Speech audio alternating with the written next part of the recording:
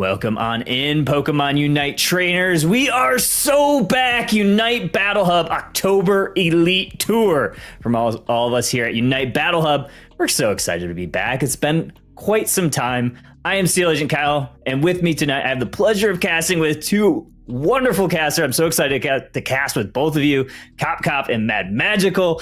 Let's start with Cop. Cop, how are you doing, my friend? I'm doing good. How you doing, Kyle? I'm so excited. We have a lot of great games on deck. And Magical, how are you doing, my friend? Any updates since we last got to talk on, I believe it was Sunday, we casted some Unity Clash. Yeah, I honestly just been working, been having a good time, and I'm excited for more Pokemon Unite. Absolutely. Yeah, we have 4 great rounds of action tonight. A little bit about the tournament. It is a single elimination best of 3. This is the first night of the qualifiers.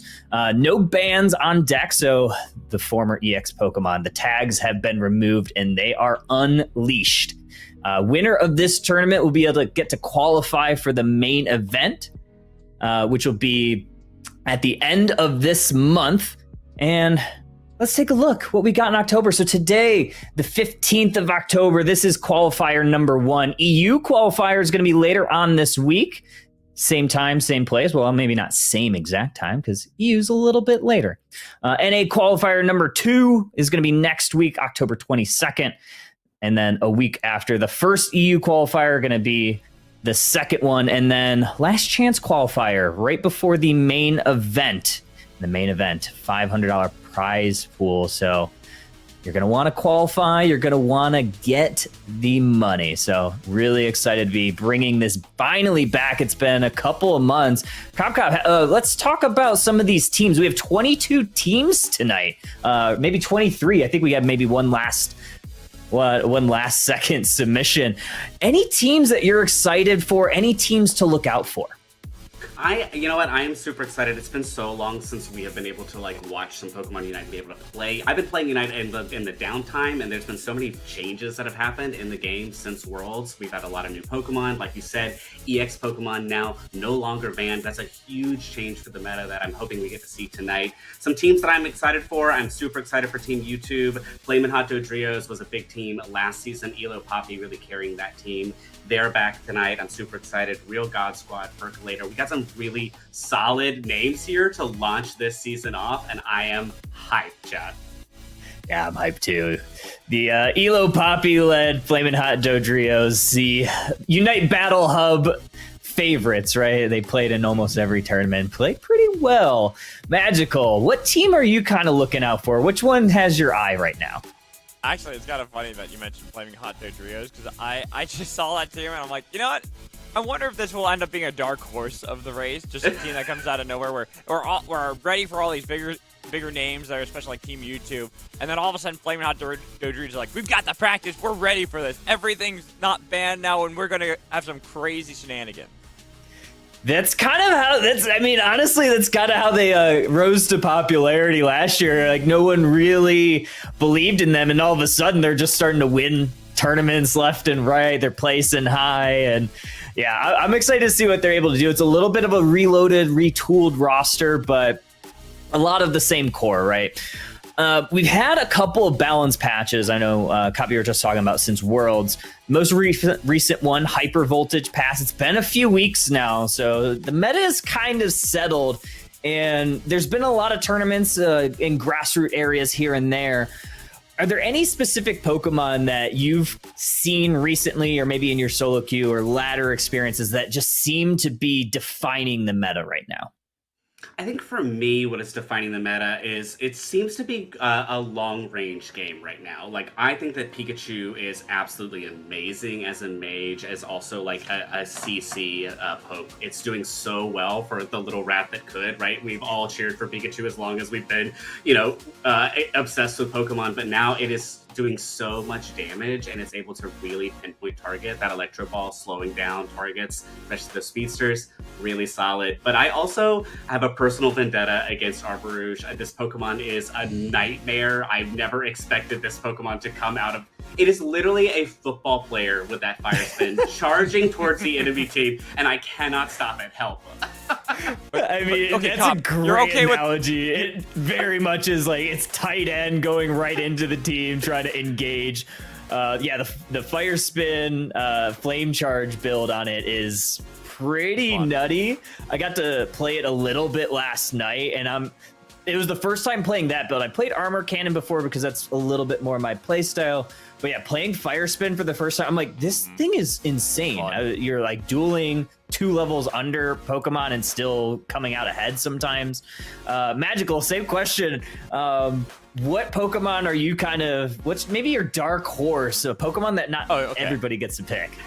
So I was gonna say that, Cop. I'm like, Cop, you mention armors and you don't mention Miraidon. It's like, come on. It's like, come on. Miraidon is literally like insane right now, just way too strong. If I'm going with Dark Horse, though, I mean, I'm always going to go for my Cramorant. Always the Cramorant. I'll always say, give me more bird. The bird is the word. That is what I want. For those that aren't backstage, Magical's icon on his Discord is also a duck, so I think there might be... Oh, there it is. Yep. There might be a little bit of bias here. I'm not positive. We may have to ask production, but I think there might be bias. Just a little bit. I mean, when Psyduck comes out, it'll be even worse. Don't worry. Oh my gosh, yes, Psyduck is... Yeah, Psyduck's gonna be really fun, but we have a game, fellas, and it is the fellas gonna be on your orange side. Fellas United versus 1v1 Gaming. We are gonna see some of these bans come out. We'll start with you, Cop. Cop, what are you seeing so far? We got a Charizard and a Ho-Oh ban. I think the Charizard ban here for 1v1 Gaming is pretty solid. That Unite is a monster and is able to be sort of refreshed almost every minute per team fight. Like, it is, if it can scale fast enough, it can get there for sure. And Ho-Oh, I mean, the thing about a Ho-Oh Unite is that it can make or break a team fight. And if you're a good Ho-Oh player, that Unite is going to really secure you wins. Yeah, Ho-Oh is definitely a game changer. The rekindling flame can really turn the tides of any sort of team fight. You could essentially lose a team fight and just revive it as long as you have your Ho-Oh. Magical, though, we got the football player. We have Armarouge in that first slot already. That Armarouge, I'm expecting it to be a Miraidon on the other side, because if you give up both Armarouge and Miraidon, the poke that you can have is going to be insane. And so I'm a little... Like, I see this, Ashton. I understand that you want something that's really good at diving into these backlines, but, I mean, if you're 1v1 Gaming, I think you go, okay, we'll just take double poke and then just get a solid front line with something like that Mammothswine, and I really like their comp. There's the Miraidon. You called it. I love the Miraidon right now, like you said. I've actually played it a decent amount with XP share, because I found that, like, well, and generally in solo queue, you know, you don't always have an XP share, and I found that Miraidon actually kind of suits it pretty well. You could kind of stay at a decent range, and sometimes when you don't get those KOs, you could just benefit from that passive XP. But we have some more draft. We got Zacian, we have Blissey, and Ripto is lining up this Pikachu. So a lot of picks, Cop, that we've kind of thought would be in the front of this draft are getting it slotted in already. Yeah, this doesn't really surprise me. I would also be pretty gagged if Umbreon's TTV did not land on the Umbreon, but I think that is going to have to be a mean look in order to trap that Miraidon. The movement on it is so much. DD locking in a Clefable, which is still a pretty solid healer even after the recent patch updates. But if the Blissey's taken, the Clefable's not a bad backup. And Mimikyu, I mean, Mimikyu is always a solid pick here. That play rough, the iframes are so hard to get around. Completely agree. We have the squad rounded out. Martine is lining up the Dodrio. Gonna have to watch out for that Clefable, though. If it goes gravity, it does kind of limit what Dodrio might be able to do. But either way, Cop and Magical are gonna be calling this one. So I'm gonna go ahead and see myself out. Cop, let's go ahead, have a great cast, and take it away. Thank you so much, Kyle. I will say, Magical, Fellas United, this is a pretty balanced team. We've got an all-rounder, we've got a defender, a range attacker, a supporter, and a speedster. That's pretty solid comp. What do you think? I like it if it wasn't for the fact that 1v1, I think, have a perfect comp to counter that. There's so much extra range that they have with the Armarouge and with the Miraidon. It is going to be so difficult to get on top of them. And as you're kind of calling out with the Clefable there to help defend against something like that Speedster and Dodrio, I'm just wondering what Fellas United can do, because if they fall behind early in this game, then you're never really catching up. It's just going to be that long-range gameplay style, more of a siege comp that is so difficult to get on top of. So it's really going to put the onus onto Fellas United to play aggressively early. I'm looking at top path. I'm looking at that ulterior camp. You have to essentially fight over that and get a good knockout so you can start snowballing yourself.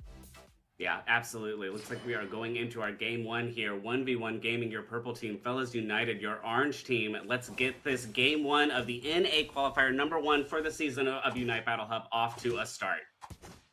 Yeah, as right now, gonna see probably everything really standard. I'm looking at those level 5s. That's really where I think it's going to be most of our action.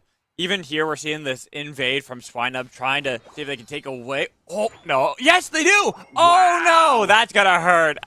I didn't think that was actually gonna be the steal, but it did barely go into effect. This is exactly what you were talking about, Magical, right? Like, this is 1v1 gaming starting out with an aggressive opening with this invade here with the Swinub, and it's going to hopefully give them enough momentum to keep going, because it looks like so far the Miraidon in that bottom lane is doing pretty well against the Pikachu. Fellas United pushing that top goal, but the Armor Rouge for 1v1 gaming moving in to try and counter that top lane push, and Mimikyu drops the Blissey.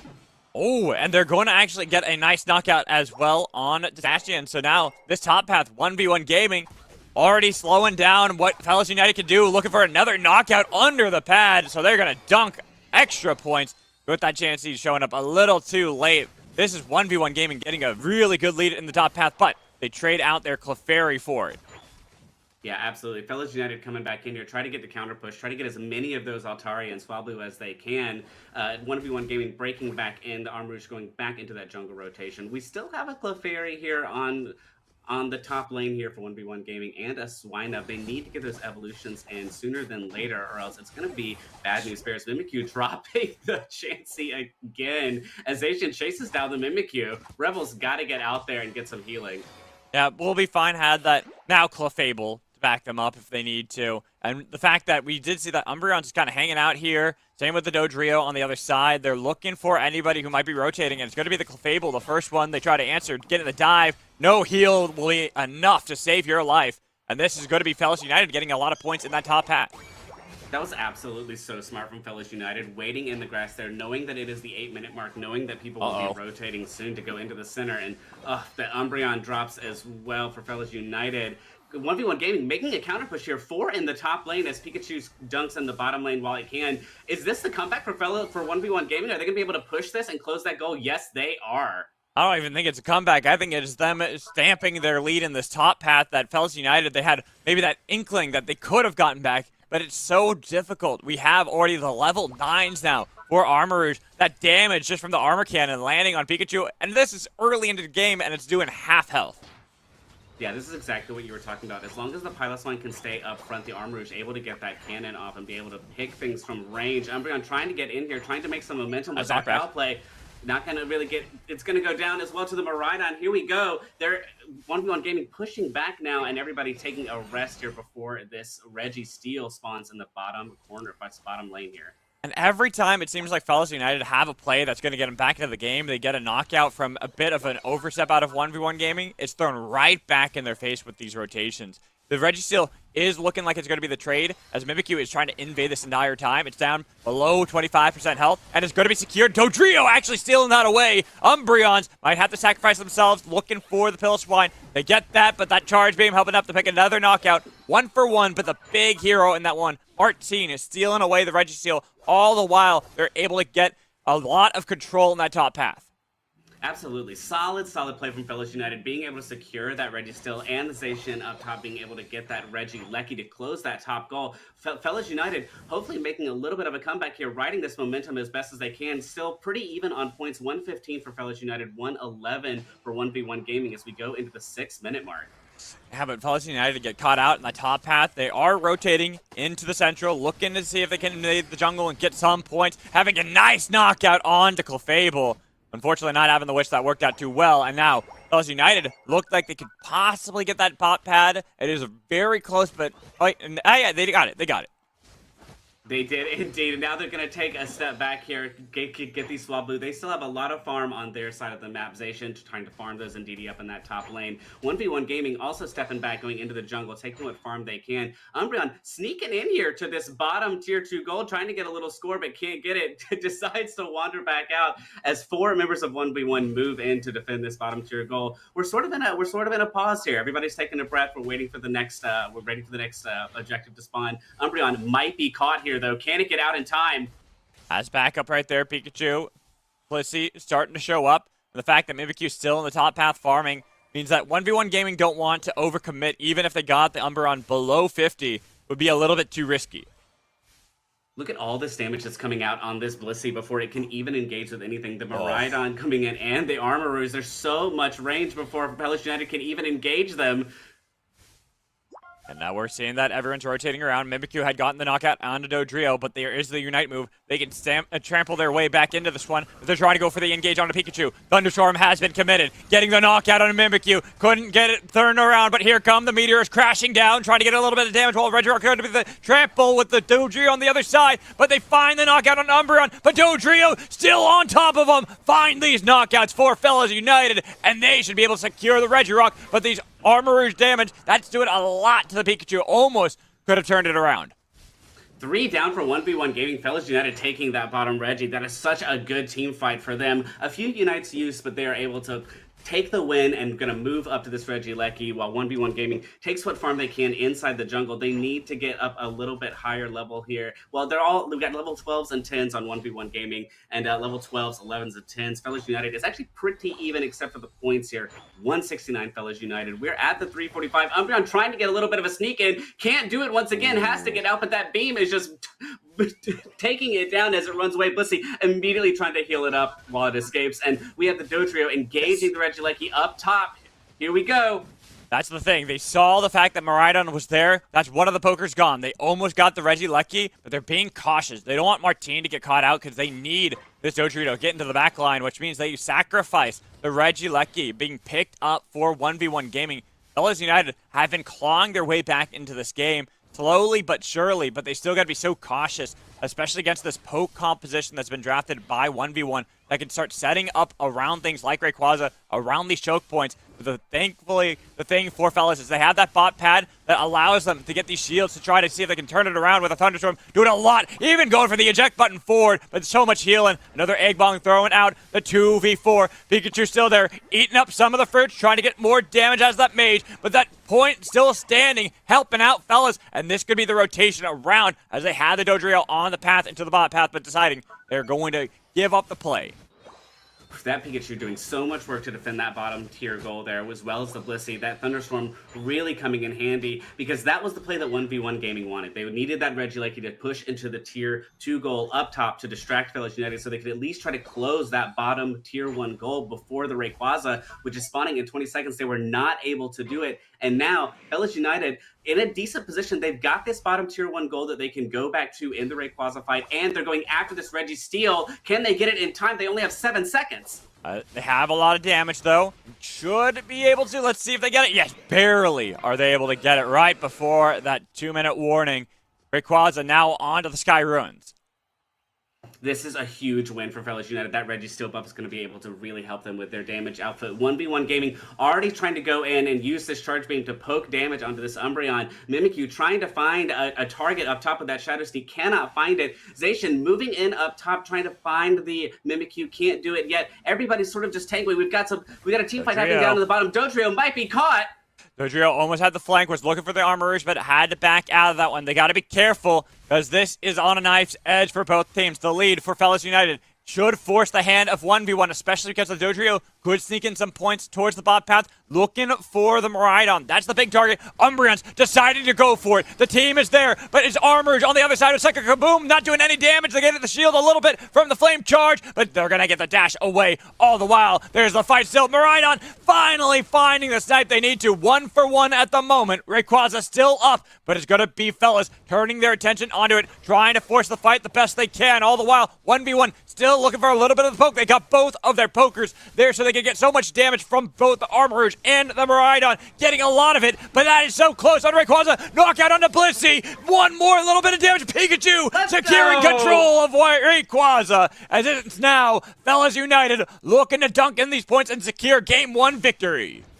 Fellas United doing such a great job there protecting the Zacian so we could try to rip the Rayquaza while 1v1 Gaming was trapped in that bottleneck there. You saw the Pikachu trying to defend as well, and they secured it. Pikachu grabbing that Rayquaza. We have some points dunked in now. 269 for Fellas United. Another 70 coming in from the Zacian in that top lane. It is actually still 1v1's game. If they can make a decent push here and try to get rid of these shields, they might actually be able to come back. We are not sure. There's another 14 for the Miraidon, another 14 for the Zacian up top. We have 3 seconds left. I don't think it's going to be enough. Nah, not enough. This is going to be Fellas United securing Game 1 victory off of the fight around Rayquaza. It was a bit messy, but that was perfect for them because there was never that chance to set up control around these choke points for 1v1 Gaming.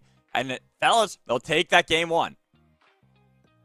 That was a solid comeback from Fellas United. Absolutely solid gameplay. 367 final score here to 136 1v1 Gaming. Let's see if we can dive into some of the stats here for this game. Yeah, it looks like, so 8 KOs for the Armor Rouge here, but the 6 KOs there for the Zacian as well. Yeah, this data pretty good here. It looks like we had the pivot happening for Fellas United coming in around that 4-minute mark when they got ahead in the point score and then just were able to maintain it so far. And looking at where a lot of the damage was, I got to give a lot of credit over to how Fellas United were playing around the Pikachu. You're talking about that before, about how good this Pokemon is in the current meta, because you can get a lot of that poke. It kind of counteracts some of that is done by the Armor Rouge and by Miraidon, because you have a lot of poke yourself, and then if there's ever the full-on team fight, which was drafted by Fellas United, then you have this Thunderstorm to do so much. Yeah, absolutely. Absolutely. Also, big shout out to Yohiro here and DD. 76k healing for the Blissey, 112k healing for the Clefable. Absolutely amazing work by both supporters on the team. Yeah, that was an amazing match. I was on the edge of my seat there, but there was definitely a pivot point that I really want to talk about around the mid game where Fellas United were able to get both of those objectives, that bottom Reggie and that top Reggie Lucky. And I feel like that's where their game and their momentum shifted. What do you think, Magical? I completely agree. I think that it was really, we look at the fight in bot path. I think that was where it was around 5 minutes into the game, where we saw that at first it seemed like it was going to be risky because Dodrio had gotten caught out by Mimikyu in the jungle. So you're like, okay, this is going to be 1v1 now, securing control around the bottom Reggie. And then all of a sudden, it was a weird fight that allowed the rest of Fellas to get back into it. They even had trample from Dodrio, who dashed all the way back from base, getting back into this fight, and essentially gave him a 6v5 instead of being a true 5v5. Yeah, absolutely. I also think that 1v1 Gaming, they sort of neglected that bottom tier 1 goal there for a while. It was just the Miraidon and the Pikachu sort of going back and forth toe-to-toe while both teams really focused on the top lane. But I think having that tier 1 goal there towards the end of the game, especially for that last Reggie steal, and the Rayquaza, was potentially 1v1 Gaming's downfall there. Yeah, I agree. And there's the one fight where it almost seemed like we're going to have that dive onto Pikachu, but he kept eating up those berries, was perfectly fine, and it was enough time. It kind of was just wasting the time of 1v1 that if they get these picks, then they could rotate around, they can gain control of those choke points that I was talking about, especially around Rayquaza, but without getting those knockouts, they lost that ability. They didn't have the comfort to enter into the jungle and make sure that any entrance from Fellas United was going to be thwarted. Yeah, absolutely. Here we go, chat. We are going into the drafts for our Game 2 here between Fellas United and 1v1 Gaming. Fellas United banning out the Comfy first pick and the Cerule Edge first pick for 1v1 Gaming as the ban out. The Comfy is an interesting choice for sure. I think they're just trying to maybe pick a supporter that they know is going to be pretty useful and hard to deal with. Ho-Oh ban we saw in Game 1 coming back here for Game 2, and Charizard ban as well. Same bans, but different sides since they swapped them up. We just have everything taken away as usual. So looking at Fellas United on what they want to draft, we saw that they didn't really care about the Miraidon, they didn't have a chance for the Armor Rouge, and they're going to show that they still don't have any priority on that. They grabbed themselves the All-Rounder in Zacian, so now, 1v1, do you go back to the tried and true to what you had in that last game? It seems like that is going to be a firm yes. Yeah, absolutely. The first pixation is definitely what they want to do here. And we see the Armarouge and the Mamoswine once again for 1v1 gaming. That was also their first two picks in game one. We see Yohiro hovering over the Blissey and Ripto debating between that Pikachu or this Blastoise here. The Yeah. Blastoise definitely be an interesting change up for them, I think. I don't think that's going to be the case. I think the Umbreon, that is a good one right there. You already have the Mamoswine that has been locked in by 1v1. The other top tier defender, go for Umbreon. Ooh, but I like this change that we're having from 1v1. Both the Gyarados and Hoopa, more map mobility, trying to really get towards those early evolutions and then rotate around the map before any setup can be there or even any team fights out of Fellas United is going to be working. Yeah, this is an interesting choice here. One of the things about Hoopa that I always tell people is that you've got to close those goals early to lower the map mobility for the Hoopa, the team with the Hoopa. But the thing is, if 1v1 Gaming can get that Gyarados online within, like, I'd say that first minute, 2-minute mark, right? Then Gyarados being able to move around the map so swiftly is going to be absolutely devastating. Ripto coming in on the Pikachu, Martine once again on the Dodrio. Fellas United really, really liking their team comp for sure from game one. Yeah, and I like the changes that we are having here from 1v1 to kind of answer, saying, all right, Fellas United seems like they have a pretty practice style, and they are very comfortable on these Pokemon. No changes at all from them. Every single one of the Mons that you had from Game 1 into Game 2. But 1v1, really looking at getting to that Gyarados, getting to that level 4, level 5 evolution, if they can have a good fight around. I mean, I talked about it last time. The Altaria camp in the top path. That's going to be what 1v1 are looking for again into this game. Yeah, absolutely. I do love a Leafeon. It's one of my favorite speedsters. I've recently been in a speedster era, and like Leafeon's one of the ones I just picked up, and it's so much fun. The mobility on that is really great with the dashes, and I think that looks like 1v1 strategy here is like how much mobility can we get? How swiftly can we get around the map? How much can that Leafeon cover ground between the mid and the jungle to give us information? Because sight on the mini map is information. It is power in this game. And I think it's also really good from 1v1 because Pikachu was such a problem. They did have a hard time making sure they were executing on those knockouts, especially onto the Pikachu.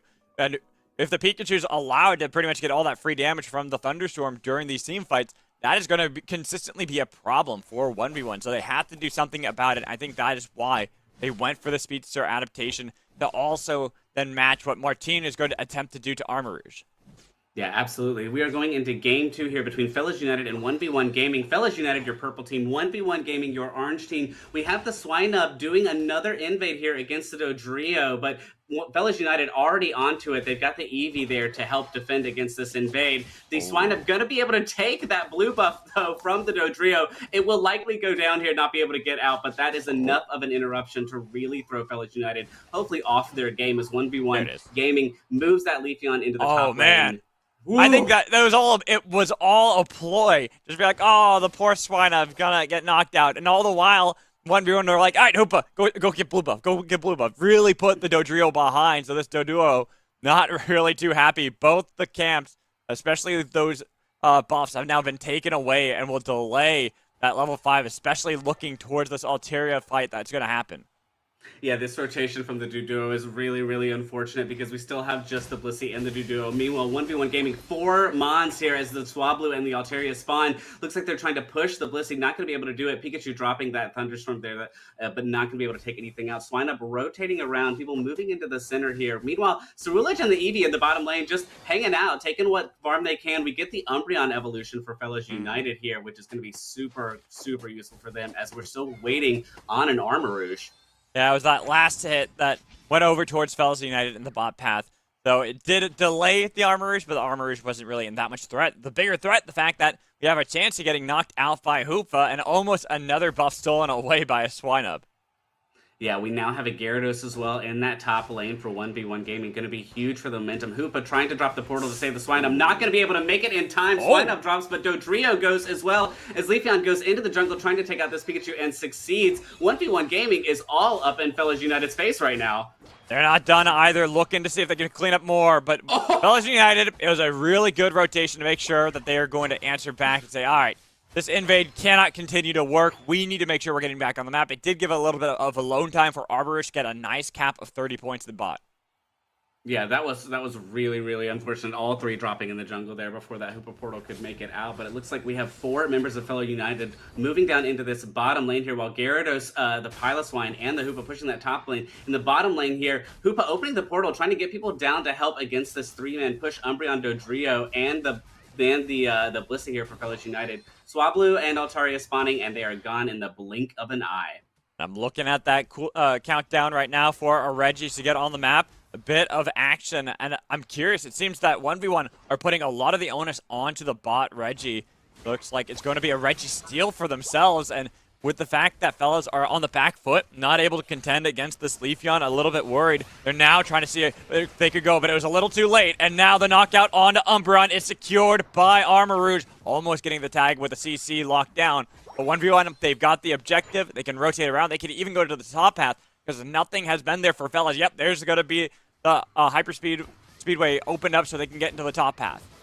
Yeah, solid play, solid rotation here from 1v1 Gaming. I will also say it looks like these picks so far for 1v1 Gaming, the adjustments they've made from Game 1 to Game 2 are really paying off for them. Fellas United, 0 points right now on the board as we get close to that 6-minute mark. Reggie Lecky coming in. 1v1 Gaming might be able to take it. They are. The Leafeon claims the Reggie Lecky, and they are able to drop the Zacian 2 here in a second. Yes, there it goes back to the Pokemon Center. 1v1 Gaming really, really pushing their momentum here. They're doing solid against the Fellas United between Game 1 and Game 2. Gotta be careful. Look at how low so many members are. There was barely that portal that saves their lives, so they were able to heal back up, make sure that Leafeon doesn't go too. The fact that it was that continued aggression and even getting a double knockout. Wait, they took out the path. The Reggie got rid of it. Now they can turn it around again. Say, hey, Leafeon, get back in here. We can get more knockouts. That was so close. Everyone was so low trying to run for that portal. It had me on the edge of my seat. My goodness, that was so dangerous, but they were able to make a few of them make it out as we are trying to get back down to the bottom lane here. Dodrio, Umbreon, Blissey, and Pikachu moving into this bottom lane for Fellas United. Let's see if they're going to be able to make a push on this goal. Meanwhile, Zacian farming those Indeedee that have spawned up in that top lane after the first tier goal dropped. Necessary farm to get for sure. We have 26 seconds to this bottom Reggie Lecky here. And teams are converging in. Mamoswine, meanwhile, up top, trying to hang out, see where this Zacian is for Fellow United. Seeing if it's in the center, definitely not. But looks like Umbreon coming in as well. 13 seconds. Where is the team?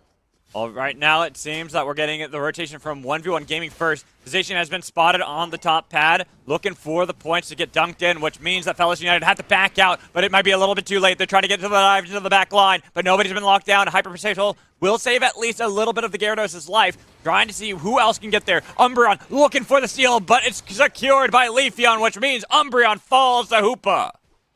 I think without this Zacian here, Fellas United doesn't really have a front line, doesn't really have enough damage here to stop 1v1 Gaming from making this push. They're closing in on this goal. Pikachu from dropping. Dodrio Wait a minute! Going Dodrio! The hyperspace hole is open and closed!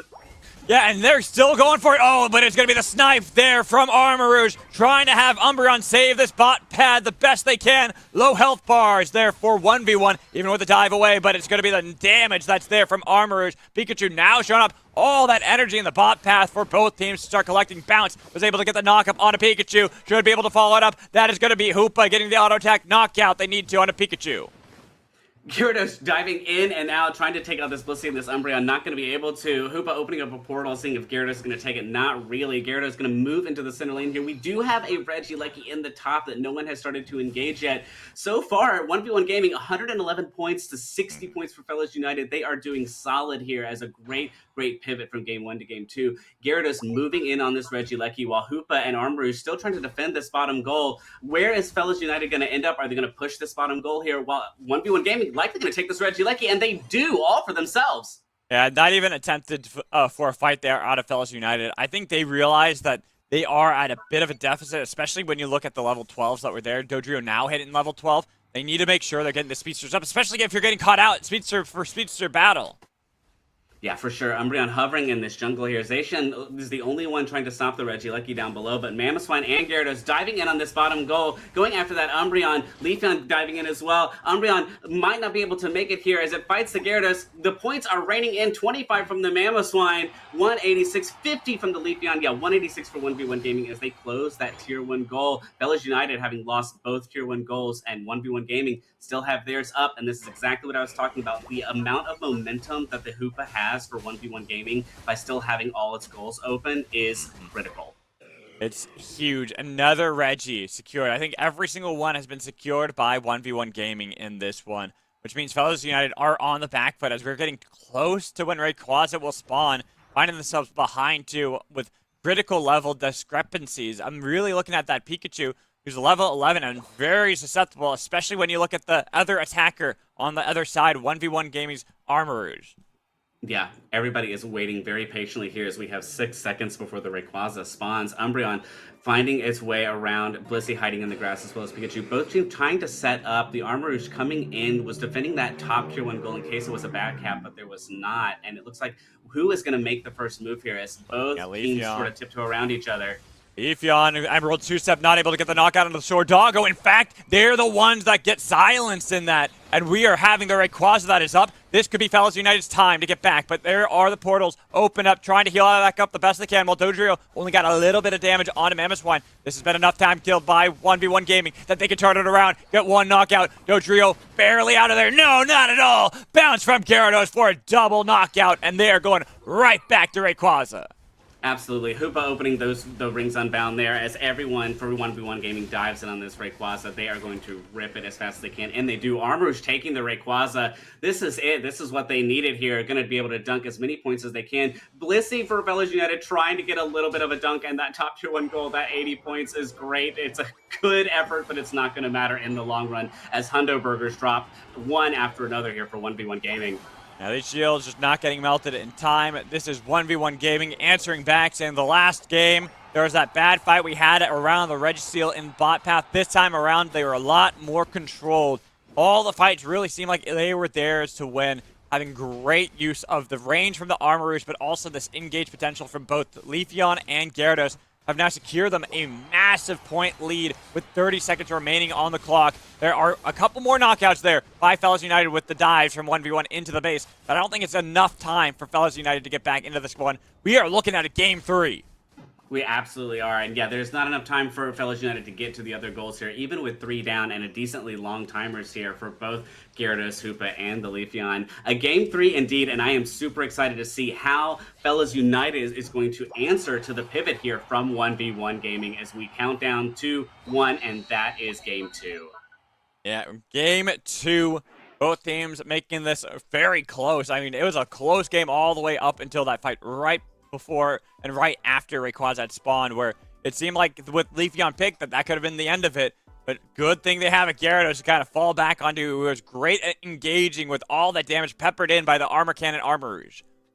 Yeah, absolutely. Looks like pretty decent KOs here, and yeah, 1v1 Gaming pretty on top for the point-wise from the beginning, and just stayed on top the entire time throughout this entire game here. And yeah, securing almost every Reggie there. So 6 KOs for the Hoopa, pretty good, as well as 6 KOs for the Leafeon. Pretty solid. DD really being the MVP here for me, even though I know that the game is saying that Leafeon is MVP for 1v1 Gaming. No, I think it is DD on this Hoopa for sure. I mean, Hoopa, I think, is one of these highly underrated Pokemon consistently, because you look at, like, the charts right now, and you're like, oh, that wasn't much damage taken, much damage dealt, there's no recovery. But it, like you were calling out, the movement that you're given with a Hoopa on your team, it is always such a big thing. As someone who comes from other MOBAs, I love that about Hoopa. I think Hoopa is a great competitive Pokemon because it's just one of these things that constantly allows movement around the map that makes it so that you can continue to snowball and put your opponents on the back foot every stage of the way. Yeah, absolutely. This is honestly my first MOBA, but Hoopa, as soon as it was released and the more I see it play, especially with skilled players playing it, I'm like, this Pokemon is absolutely insane. And yeah, when they removed the healing from Hoopa, that it doesn't count when he gets ported back to base, I was like, that's so unfortunate because now it doesn't have any stats at the end of the game. But you know what? Let's see what they do for game 3 here. We are going to be going to a quick break, chat. We'll be right back as we get set up for game 3 of the first match of the NA qualifier for Unite Battle Hub. See you soon.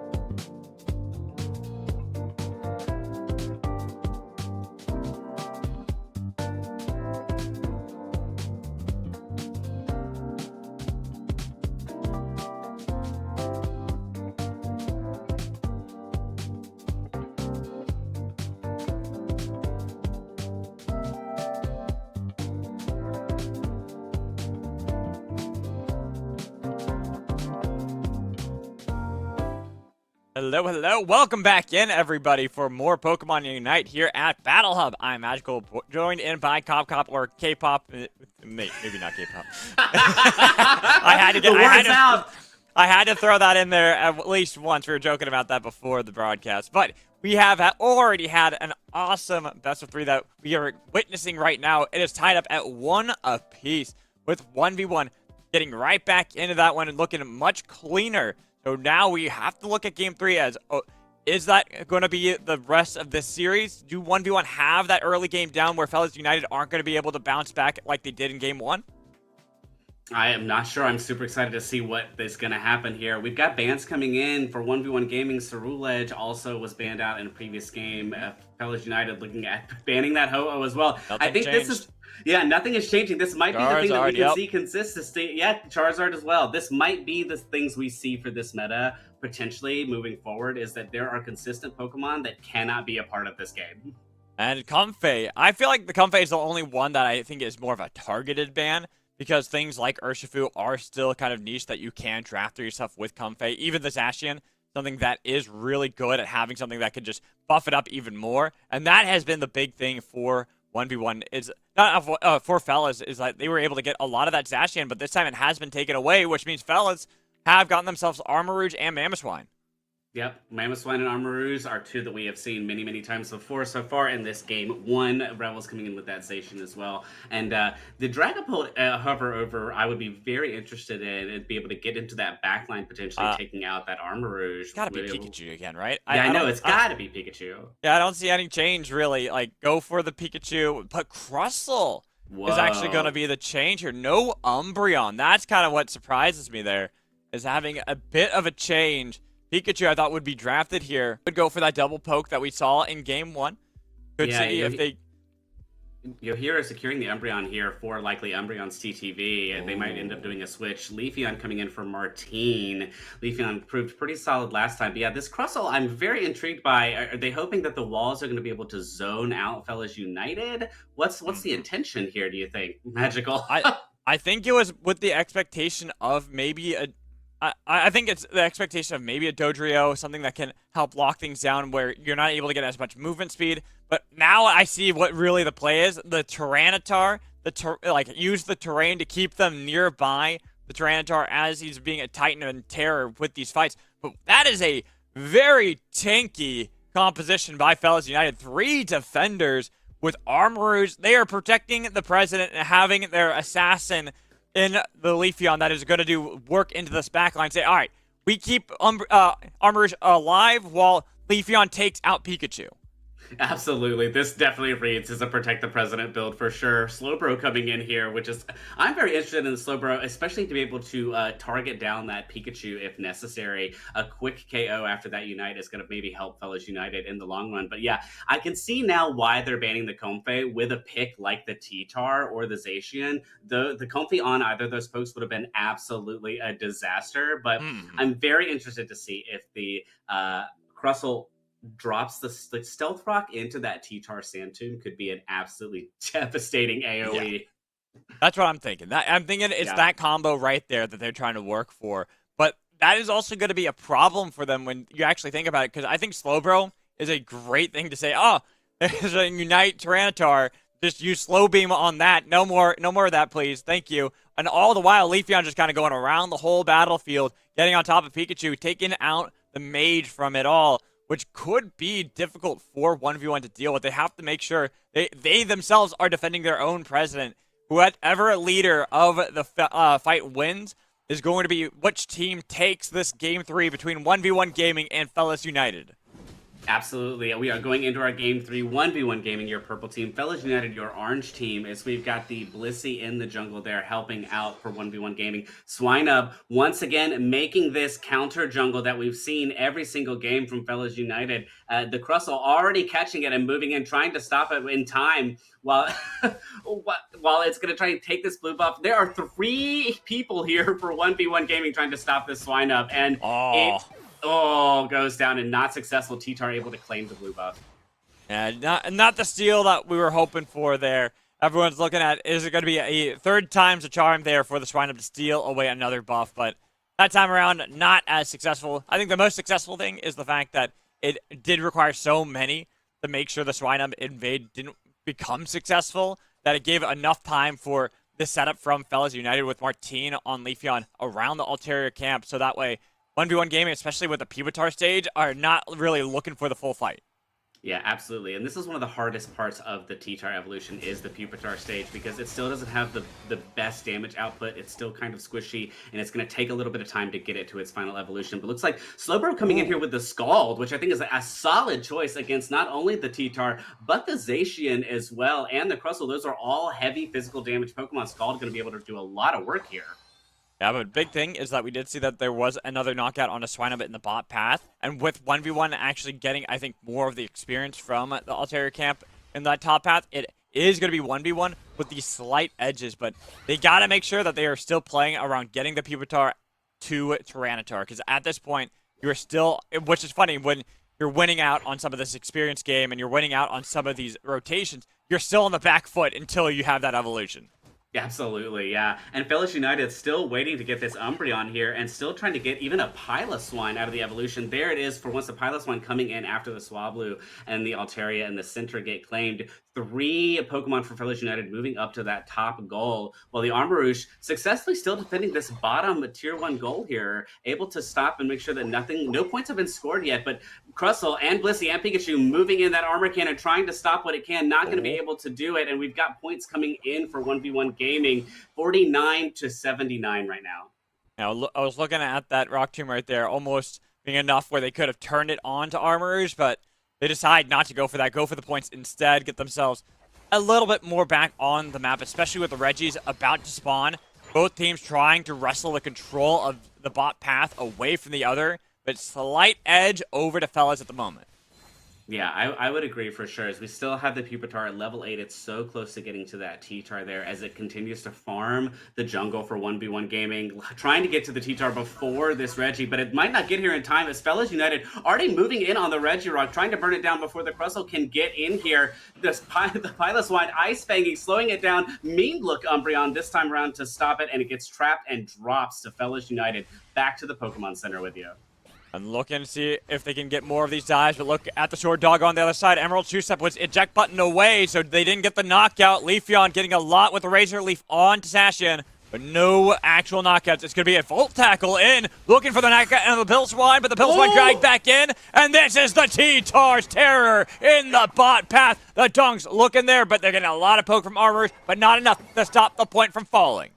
Wow, that sand wave to pull them back into the T-Tar was absolutely devastating. A solid play, and we finally have it. As you said, the T-Tar is here. It is going to drop the Leafeon as well. Blissey trying to keep it alive. The Piloswine diving in with that Earthquake, and the Ice Fang out. Crustle goes down. Pikachu gets the level up there. T-Tar still a menace, pulling in the Umbreon as well. It's got the Unite off, trying to take down as many of Fellas United as it can, as both teams figuring out, are we rotating up? Are we continue to team fight here in the center? No, everybody, Pikachu, back to base. Take a breath, and let's reset for the top Regieleki. And this is looking bad for Fellas United at the moment. This T-Tar is scary. How do you deal with it at this point, especially because, as you called out, the Sand Tube with the Rock Tomb from Crustle, there's a lot of lockdown, and it doesn't seem that Fellas United want to play around that, especially not when you have that Protect the President around Armarouge's poke. Yeah, there's a lot of lockdown, even down to the Pikachu as well, having a little bit of CC. And Leafeon Slowbro coming in here for Fellas United, burning the Regieleki. Is Cressel not going to be able to make it in time as Piloswine zones it out again, just like we saw in the bottom lane. Zacian diving on in. Slowbro scald on the T-Tar and the Zacian's not going to be enough to really make any momentum. 1v1 Gaming trying to get this Regieleki off the map as soon as possible, as looks like Cressel trying to go in on the Umbreon. Pikachu, Thunderstorm coming in. Big Unite from Pikachu as the... Oh my gosh! Ah! That kaboom.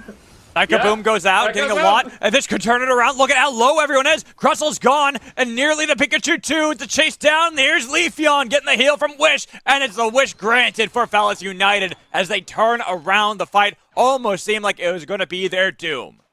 I got so excited for that team fight. My goodness, I did not know what to do with myself. Armarouge and Leafeon coming in to score in this bottom goal. They're going to leave it at 3. No, Umbreon's going to close it here. 10 points. Not a big overdunk for Fellas United, but they need to get the goal closed just to get the points in. 194 Fellas United, 100 for 1v1 Gaming. Regirock spawning in the bottom. Fellas United going to take it out pretty quickly again. And 1v1 Gaming saying, that's fine, take it. We have got a lot of farm in the jungle that we need to get to, and we got a big T-Tar that we need to keep raising up. I think the problem for 1v1 is they have not secured any of these neutral objectives when it comes to the Regis. Everyone has been picked up by Fellas United, and it is starting to give them these incremental leads in level and experience. And that's what I'm looking at the moment, because Pikachu is a bit more of a supportive style in this one, but still going to be a lot of damage. And if they are attacked looking for this backline, but it's the double defenders that are looking for that. And here's the Emerald two-step. That's what I was talking about. Leafeon on top of him. T-Tar tries to pull him back in with the Sand Tomb, and a little bit of dash from Martine. The chase from Sword Doggo does pick up the knockout, but the Emperor, they've got the Tyrannical Rampage helping them turn it around, but they're going to lock down and look for the Ice Fang with a smackdown onto Tyranitar while they have Zacian still fighting against 3, barely dashing away. Another Sand Tomb interrupted. No! Smashes! Looks for the Unites. They got everything they need in this one. 1v1 turning it around. Double knockout. Looking for another one to secure this victory for 1v1 Gaming. That was a massive team fight happening. Unites all around from everybody. Blissey doing everything that they can. DD trying to keep that T-Tar alive the entire time because they know if the T-Tar drops, the team fight is over. And they were very successful in that. And wow, Unites everywhere. Let's see if they can get enough back in time for this Rayquaza, which is going to spawn here in 45 seconds. That top Regieleki still hanging out. Neither team going after this. Armarouge moving in, trying to see maybe they can burn it in time to push towards that top tier 2 goal. But I am shocked that no one's gone into that objective for so long. I think the big thing for me is that 1v1 Gaming win the team fight, but they still don't have control over the map. They're still a bit on the back foot against Fellas. They are down 94 points. That's going to be a top Lucky pushing in to that point, and this could be enough to give Fellas United that control around Rayquaza that might give them enough to poke out these members of 1v1, especially that level 14 Tyranitar. Yeah, this is exactly what Fellas United wanted, and the T-Tar was starting to go after that Regieleki with the Zacian. They burned it pretty quickly and are repositioning here for the Rayquaza fight. And you know what? That was solid. They could have been out of this fight, but instead they made it in time. Cressel already tried to zone out the Mamoswine. Slowbro scalding in the grass just to see if it can hit anything. Gets that T-Tar for a hot second. Both teams trying to figure out where is the engagement, who dives in first. Leafeon hovering up above that Rayquaza fight, keeping an eye on that Zacian as both of them dance around. Both of them want to get into the back line, but one's a little bit more important than the other. I'm looking at that Armarouge. If you have this Zacian get past the defenders, the bodyguards, the Secret Service that has been drafted by Fellas United, that could turn this around and allow that Tyranitar to be an absolute menace. They're looking for it. Emerald two-step, getting only pittance of damage. No one on the Pikachu. Thunderstorm raining down. 1v1 found the 5v5 fight they needed to, but they still got the Armarouge to contend against. Still up and about, getting a little bit of poke while Cressel tries to chase them away, but looking for the snipes. Not going to get the Rock Tomb to lock down that poke. It's going to be Zacian trying to turn it around, but a lot of damage is there from Armarouge. Cressel absorbing the pressure for the team. 50% on it to the Rayquaza, but there's going to be one knockout. Armarouge, you got to get into the pit, but the chase down is nearly there. Slowbro might be able to steal it away. Who gets it? It goes over to Fellas. They stole it away. Taking that right back from 1v1. You might have won the previous fight, but they're the ones reigning with the shields, looking for the points to secure Game 3 victory. That was an absolutely amazing play from this Armor Rouge, able to kite around, get around, try to take out what it could, and was able to waste enough time for Fellas United to be able to respawn, to come back in, get that Rayquaza, claim that shield. Now, 1v1 gaming, it's still potentially, they have 100 points to 294, but there's only 13 seconds left. They are not going to be able to get it in time. There's no way. Fellas United coming back from the behind on that Rayquaza fight, getting that map advantage and taking this game 3. What a game 3 there. Fellas United barely stealing that away. MVP performance to Armor Rouge, though, allowing the team to get back, steal Rayquaza, and steal a win in a single elimination tournament. Yeah, that was solid map awareness and team awareness from this Armor Rouge, knowing, hey, my teammates are about to respawn. I just have to keep trying to distract them so that they focus on me instead of burning that Rayquaza, which they honestly need to be doing, but they're not. Ripto Jr. here, really solid MVP play. Was also able to take out that Zacian and that Crustle there right before the team was coming back in. And perfect timing, honestly, perfect timing. It's funny. We always disagree with who the MVP goes to from Pokemon Unite itself. Always. I mean, always happens, but I gotta say, Martin, while he did a good job getting the assassinations into the back line, taking out Pikachu from a lot of the fights, just the fact that Ripto Jr. was able to hold on to the Rayquaza and still not get knocked out for so long, to the point the team was back into the fight, steals it away and steals victory. Huge for the Fellas United squad. Yeah, huge. Your hero coming in 34k on that healing. DD did as much as they could, 112k healing on that T-Tar, that Crustle, and that Zacian, but was not enough to clinch them the game. What an amazing match 1 we have here for Unite Battle Hub and this NA qualifier. Magical, what was your favorite moment? I mean, it has to be the Armor Rouge defense of Rayquaza. Like, without a doubt. Without a doubt, that last one was beautiful. And it steals away victory. That's the big thing. That should have been a 1v1 gaming victory. 99 times out of 100, 1v1 win that series. But all off the back of Ripto Jr.'s Armor Rouge steals away that 1% chance victory and allows them to move forward in the NA qualifiers.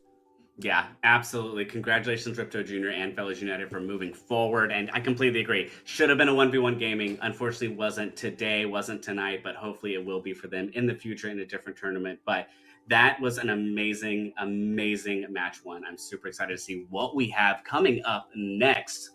For sure. But if you're just now tuning in, welcome, chat. This is the NA qualifier, number 1 for Pokemon Unite Battle Hub. First tournament of this season, and I'm so excited to just be here casting with you, Magical. This has been an absolute honor so far, and I'm having a blast. Me too. I mean, we started off with one banger of a series, let's be real. That was a great way to kick off the start of a season, and I think that it was only proper for us to kind of reset our mental in this one, get ready for the next series, and possibly bring in Kyle so that we can have a new voice in this one. But I think there's going to be a break that is necessary first before we get to that. So guys, we will be back in just a bit. Hold on. We will have more Pokemon Unite action after our break.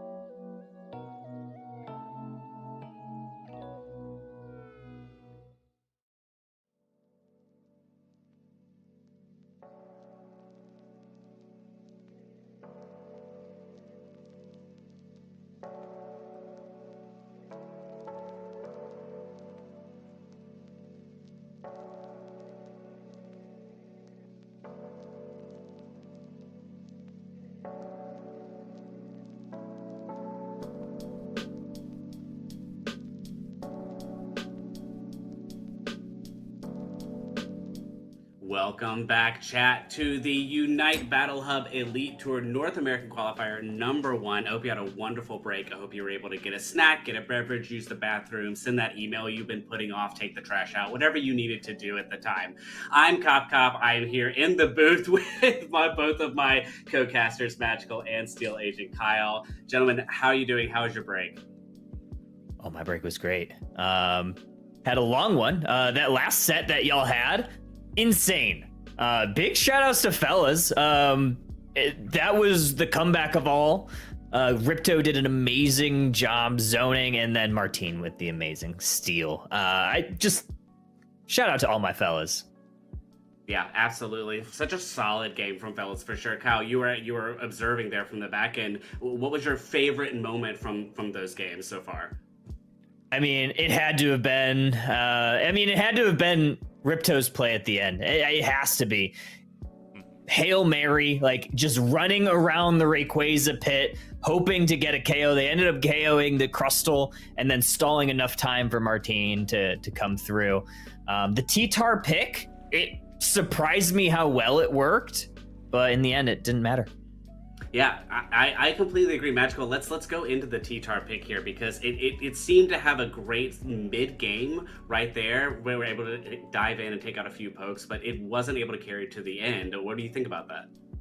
I mean, when you kind of look at what it needed to do, which was get through the defenders to get on top of Armorers, it did great until they realized, oh, just make sure the defenders are in front of T-Tar and like between T-Tar and between Armorers. As long as you do that, Armorers was able to get so much damage. I think that was the big thing. And like, it was a fantastic play by Ripto, but it was kind of set up initially by the team, making sure to get a lot of these big cooldowns off the T-Tar before they actually even fell themselves. So yeah, you're getting the knockouts on the defenders, but you're not stopping the real threat, the Mr. President themselves of Armorers. Yeah, that's exactly how you described it, was protect the President there. 3 defenders, the Armorers and the Leafeon, and that is exactly how that comp went for the success. So we are about to get into round 2 here, but Chad, if you're just now joining us, this is a single elimination tournament here for the NA Qualifier #1. We're getting our matches ready here. Looks like we'll be going into Percolator versus Shlamalama Ding Dong, and yes, I will be saying the full team name because I absolutely adore it. That's a good one. That's a good one.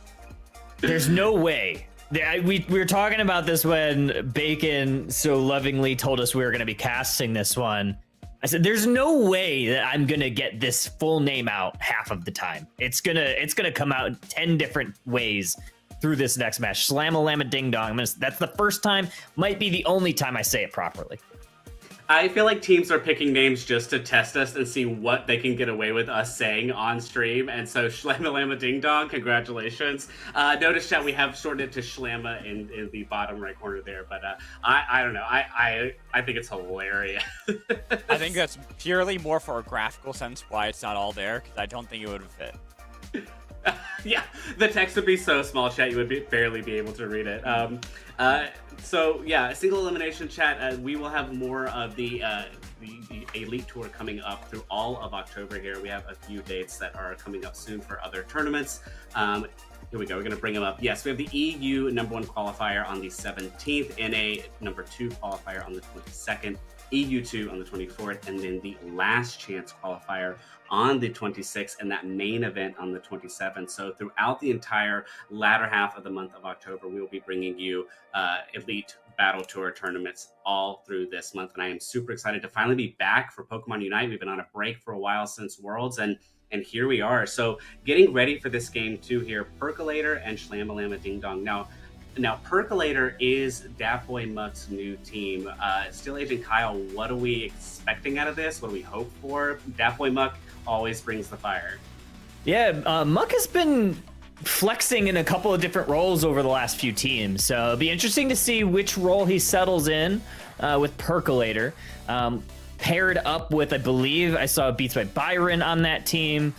So a lot of really strong players, I believe. Real Player One, CSE, can't stop them. CSE typically more of that support role. So I'll be interested to see kind of how they configure this team. Obviously, you have a really strong core, some experienced UCS players. So we're just getting started, getting into UCS, and I don't know. I think this is a team to watch. Yeah, absolutely. We were talking about a few teams to watch here before we got started, and Percolator was definitely on that list for sure. Magical, what are you hoping to see out of this first game here from Percolator and Slam Ding Dong? Before I even finish the sentence, done. I don't even need to ask this question. Yeah, the answer for me is, what do I want to see Cramorant? Every time. Every time. It'll always be Cramorant. I don't care. It's like what the meta is, Cramorant. That's always the answer.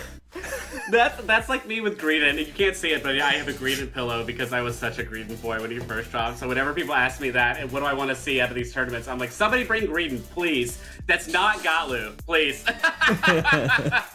Fair. Yeah, but Cramorant. That's what I want to see, Cramorant. Nice. Yeah. What you got, Kyle? Just like, I remember just like with the first time that Magical and I got to cast together, and Cramorant got picked every single time. Yes. I think that might have been Magical's happiest day of his life, because it either got picked or banned, and when it got banned, he was very upset. Very upset. I mean, Cramorant is a solid Pokemon. It's one of the best mages right now outside of Pikachu, I think, and I'm shocked we haven't seen it, but like maybe we will tonight. Who knows? Maybe Percolator or Shlammalama Ding Dong. Yes, I'm gonna keep saying the full name. We'll bring it to the table for Aos Island tonight in this game too. Yeah, I hope so, but we'll see. We'll see. What do you think about the bans that we had in that last match one? We were talking about sort of the meta that's happening right now. Magical, any thoughts? No Cramorant bans. Very good. Yeah, so solid. Really, everybody. 10 out of 10. No, but okay, but real talk. I think I'm okay with all the bans outside of the Comfey. I think those are like what we're gonna see a lot of. It's a lot of Charizard, Cerule Edge, Ho-Oh. I'm expecting to see the Comfey kind of replaced by things like Miraidon, Pikachu, even Umbreon. I think those are more likely what we'll continue to see over and over again. Yeah. This is also the first time that we have EX Pokemon not banned here and available for players to play, and we've only seen Ho-Oh hit that ban every single time. Kyle, do you think we're going to see any other EX Pokemon be played or not be played? Because right now the only real threat, it seems like, is the Ho-Oh that people don't want to see because of that potential Unite and how good of a defender it is. Yeah, I think Ho is just the most of the utility, obviously, like you said, comes with the Unite move, but seeing a lot of Zacian, we saw it played in almost, if I'm not mistaken, every single match last round, or at least 2 of 3. It's an incredible top laner. It fits really well into that slot. You can even throw it in the jungle, but I think it just suits well in that top lane. I don't foresee more Mewtwo. You can maybe see a Mewtwo Y every once in a while, but Miraidon really settles in that bot lane defender. You don't see it with the parabolic charge ability. You typically see it with that charge beam thunder moveset, that more standard mage build. But yeah, I think Ho-Oh is too viable with its Unite move. It could change the game too quickly for it to not have a respectable ban. At least a couple games more tonight. Yeah. Absolutely. And it's also got a solid secure in that early game with the Tailwind. I've seen it be able to pressure those tier 1 goals so well, especially if you pair it with a laning Pokemon that needs to stack. It can really help accomplish that.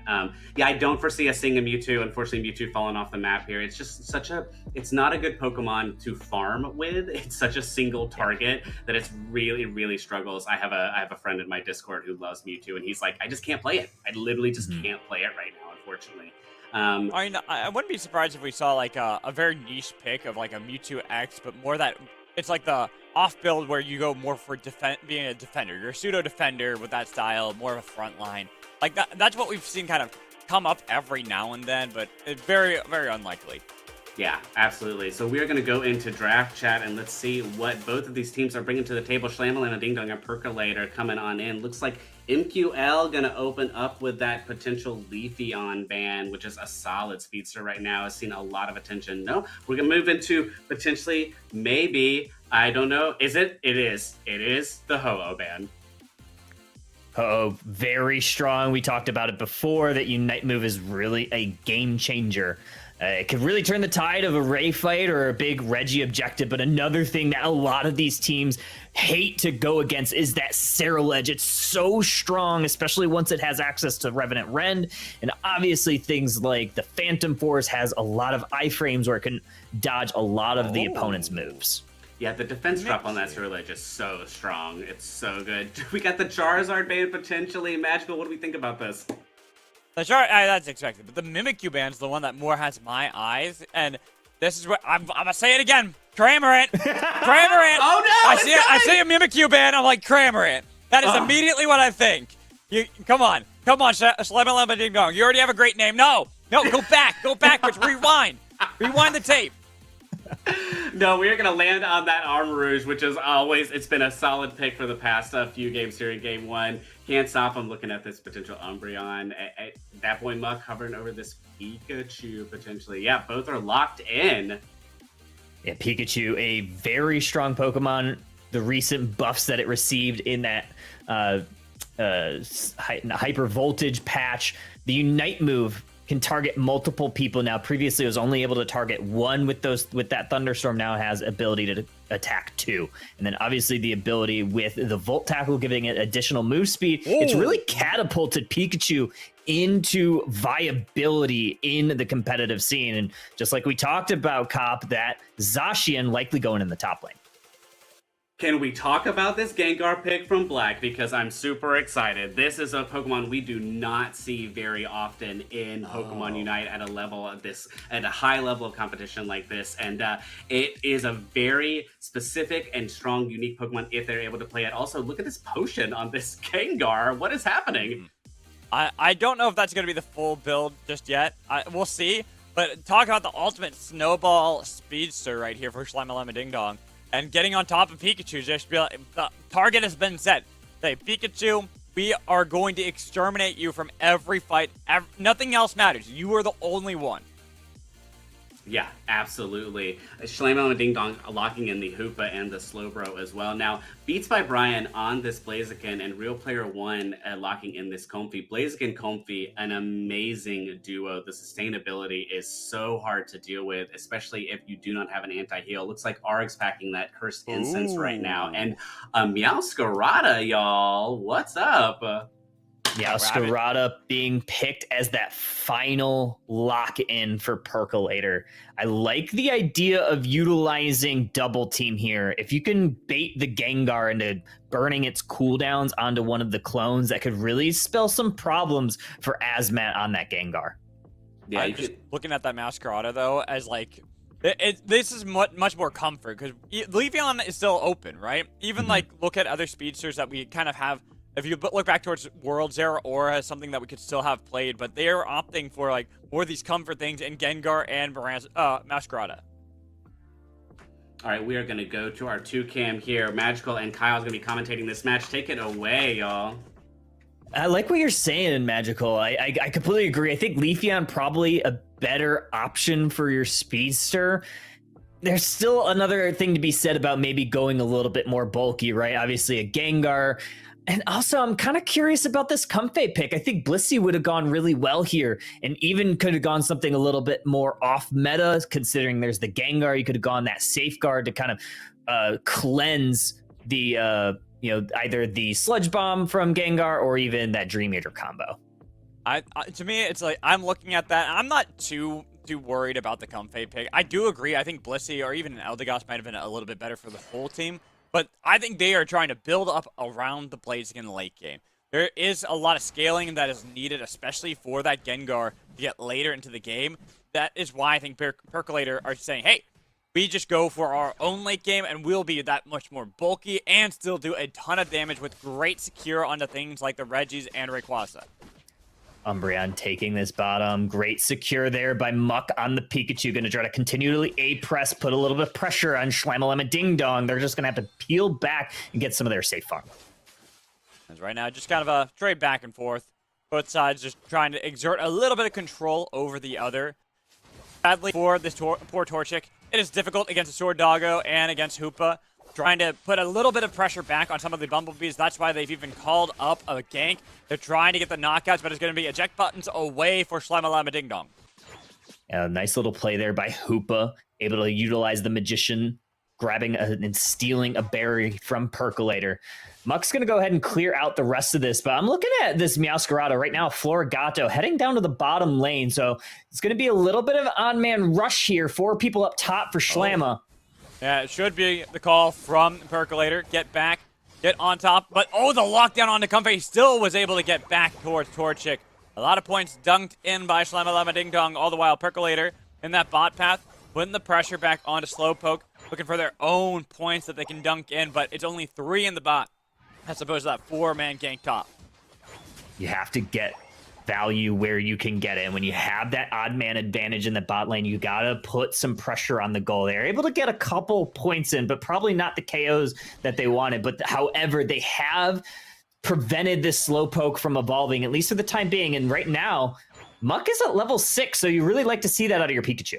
Yeah, but you've got to be a bit cautious there, even if it's only level 3. There it is. Using the eject button to get towards the berry. Heals up a little bit more because it's going to be the central path that both teams are trying to focus on. They've opened up a portal, but it seems that they're both going to get out of there. All the while, there was that Haunter assassination onto Pikachu, enabling Schlammalama Ding Dong to have control of the jungle. Gonna have to farm back, try to get things online. Right now, you still have a Combuskin. You'd really like to get Blaziken, especially before the 7-minute mark when these objectives spawn. Right now, it seems like a little bit of a tall task. We do have a slow bro now, and it is utilizing that Surf moveset. And here comes the rotation from Schlammalama Ding Dong going towards the top path. 4 members back here. Another knockout. This time it's onto Meowscarada, and they're following it up for double. Haunter now starting that snowball off right. This is exactly what you worry about when you have a Haunter on the other side. Almost 7 minutes, and it's already nearing that level 9. And now they have a little bit of time and space with that top lane goal broken. They should have priority of being able to clear out that Regieleki. Not only that, but they have the Hoopa, they have the tempo to even potentially pressure this Registeel. They've already used the Hyperspace Portal. Now it's going to be used defensively, trying to get away so they can heal up while Registeel has been started up. Umbreon taking a lot of the attention. Armor Cannon going to be body blocked by the Umbreon as they get a nice knock back. It's so close. Can they steal this away? Need the auto. It's going to be Pikachu getting that one, then turning it around onto Slowbro. Knockout for Meowscarada. Hyperspace Hole has been opened up all the while. Regieleki has been pushing. They got a knockout onto Blaziken underneath the pad top. Unfortunate for that Blaziken. That's a lot of points raining in on that tier 2. And with a Hoopa, that's the type of pressure and the type of map pressure that you want if you're Schlammalama Ding Dong. You have a goal broken. You have a ton of points up in that tier 2 as well. And now you're going to be able to put more pressure on this map all around. I think the big thing for Schlammalama Ding Dong against Percolator is continuing to have this Gengar be a menace. Level 10 already, and if they lose out onto a Sword Doggo with the eject button away, they're trying to follow it up. But Hoopa defends, makes sure to get the knockback, and another assassination in the jungle as they're able to take out one, and they're looking for even more double knockout out of Gengar, and the point secured bot path once more by Schlammalama Ding Dong. This Gengar is absolutely massive right now, level 11, and it's essentially controlling the entire fight process. If there's going to be these one-on-one fights, expect Gengar to clean everything up. You really need to, if you're Percolator, get some of the CC on it, making sure that it can't complete the combination. The Dream Eater Shadow Ball combo is really tough right now, and I fear that there's just not a lot of CC during these quick 1v1 or 2v1 scuffles. And I'm just worried for Percolator and how they can get back in this game outside of a miraculous steal at Rayquaza because of the Snowball. I was talking about it before. Like, Gengar, to me, is the ultimate Snowball Pokemon of Unite. You get an early lead, you are unstoppable. You are a terror. But you fall behind, you're useless. You do nothing. And right now, Schlammalama have gotten that early lead. They're looking for the Regieleki in the top path. Even if the bot pad has been broken, the Hyperspace Hole was utilized by Hoopa to get there. All the while, there's the secure for Slime Ding Dong onto Regieleki. That's the win that Percolator needed. They broke that goal, giving a little bit of pressure off of from that Hoopa. But however, we are going to have to defend this Regieleki. You have 3 people for Slime Ding Dong that want to look to push this in. Trying to get it onto the pad. That's going to be the jump pad. But the follow-up damage, even if Pikachu does get the knockout back on Gengar, has to be careful of this poke from Armarouge that is landing. The shields provided a nice use of the damage coming in from Pikachu themselves. But look at those armor cannons doing way more. That shield not really helping out. It's forcing this Meowscarada to get back into the top path to deny the Regieleki into the pad. Might have got their hands caught in the cookie jar at that Gengar. Look at Pikachu. Look at Muck right now. Level 12. It looked like a long shot a couple of seconds ago. And just like that, the levels have turned. The tide has turned, Magical. You have a level 12 Pikachu. You have a level 12 Blaziken. And Meowscarada also ticking into level 12. So this could be a problem. That could be exactly what the doctor ordered. As we are having a fight here. Blaziken with the Comfey, the follow-up. Dream Eater has so much damage onto the Fire Chicken, but the kick right back into the Ghost's face. I didn't even know a kick can hit a Ghost. I guess fighting types can work out right now. Right, a little bit of overheat, but we have a little bit of another engage here. Percolator, they are purring with this Meowscarada. They're going to continue putting the pressure on this T1 pad. They're getting to the late game. That's the important thing. And they are finding the team of Slime Ding Dong split up. The Armarouge wasn't there that whole time, but now they've got the Gengar to follow up some of these knockouts. Try to chase a little bit more. They know how low they are. Look at that Gengar swimming through land. He's more like a land shark, finding the prey, finding those knockouts. And it is now Slime Ding Dong back in control. Yeah, Gengar doing a great job here, finding the KOs when they needed it. Back to level 13, back to scaling evenly with Percolator. We're about 40 seconds until Rayquaza. We do have a Regieleki that's going to pressure this tier 2 goal, but Percolator does have to make up a little bit of this point deficit. Right now, the levels are looking pretty decent, but you just have to find a pick here. You have to find that Gengar in the back line once Ray hits. Yeah, but we have Regice. That has spawned. It is Percolator. The first one's on the call. Should secure themselves that Reggie in the bot side before Rayquaza spawns. I think that's going to be kind of the silver lining here for Percolator, getting these extra stats when we have these fights around something so pivotal like this Rayquaza. 90 seconds of HP recovery from the Regice will be pretty pivotal, especially for these tankier Pokemon like Umbreon, tankier Pokemon like this Blaziken who's going to help self-regenerate. Little bit of a score deficit, 99 points for Percolator, so they're going to have to make that up at some point.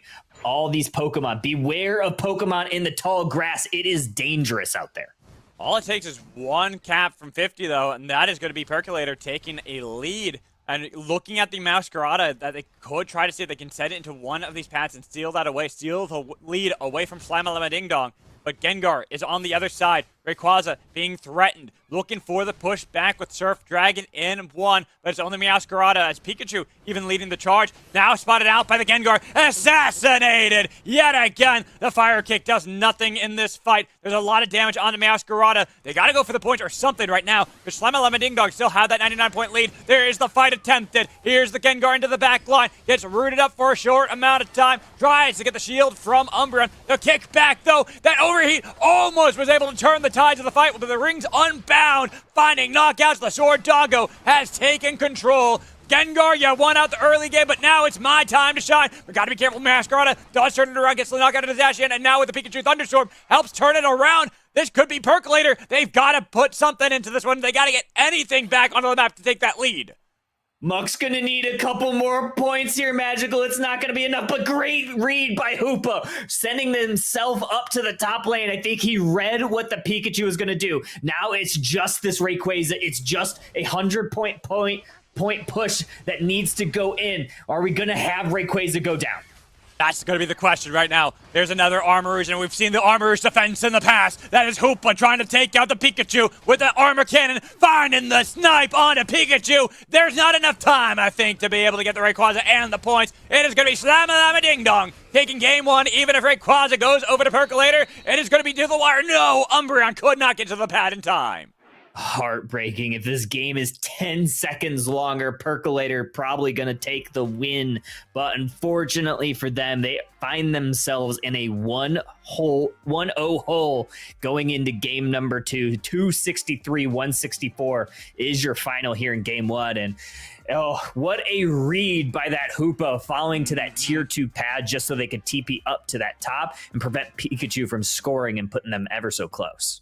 Another MVP performance there from another Hoopa player. Black looking really good on that one. It was a perfect read, as you were calling out, Kyle. Just seeing the Hoopa go, all right, that is going to be the only way they can possibly come back into this game is if they take out this top pad, because we can't just use the launch pad to interrupt a lockdown and the dunk.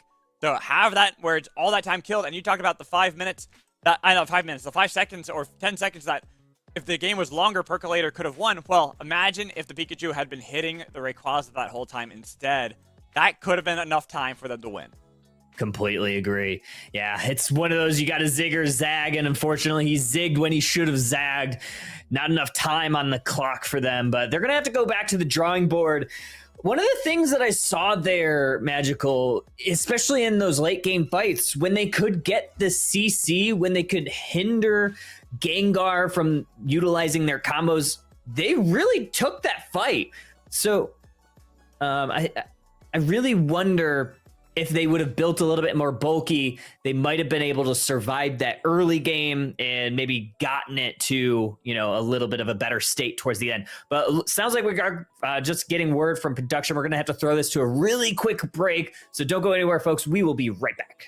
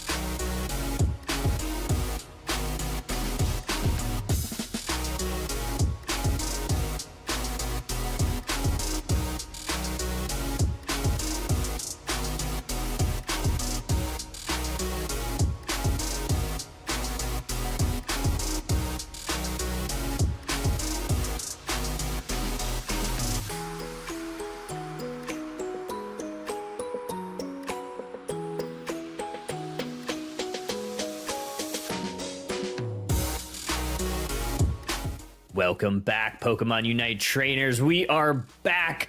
A little bit of technical hiccups, so we are going to be bringing you a different match.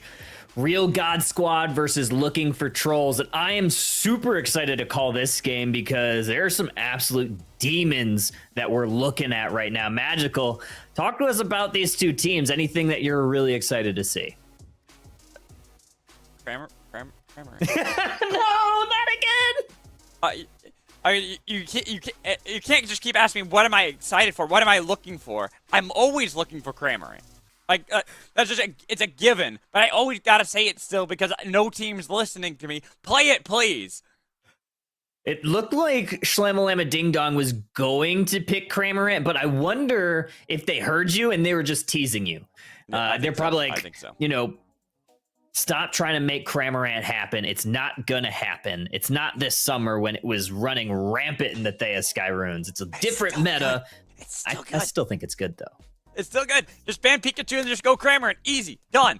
Get rid of Pikachu. No more of this. Like, we've been seeing Pikachu, if you look over at, like, the European Cup, there's so much Pikachu.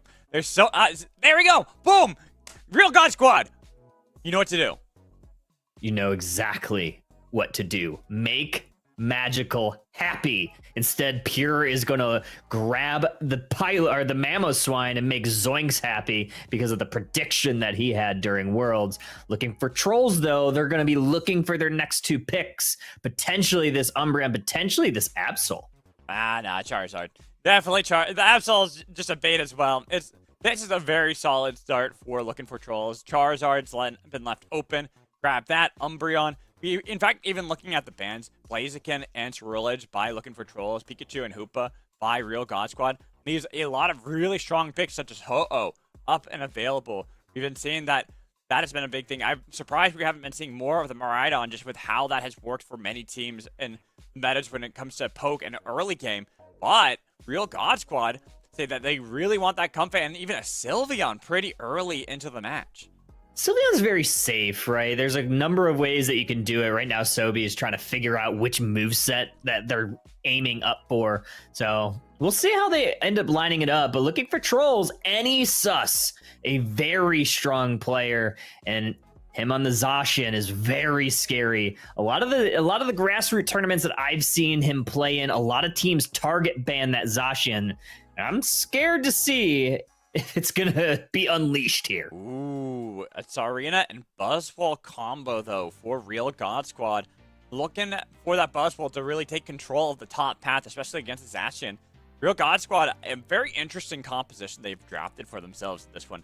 As we've seen a lot of teams kind of hover back and forth between going for just all 5 different roles or getting the double all-rounders as we're getting for Real God Squad, while it is a Mewtwo Y. We were talking about this before, saying it was unlikely to be played, but Looking for Trolls, they needed an attacker, and that's what they opt for. 2 former EX Pokemon. This is an interesting thing that you see when you have more than one EX Pokemon.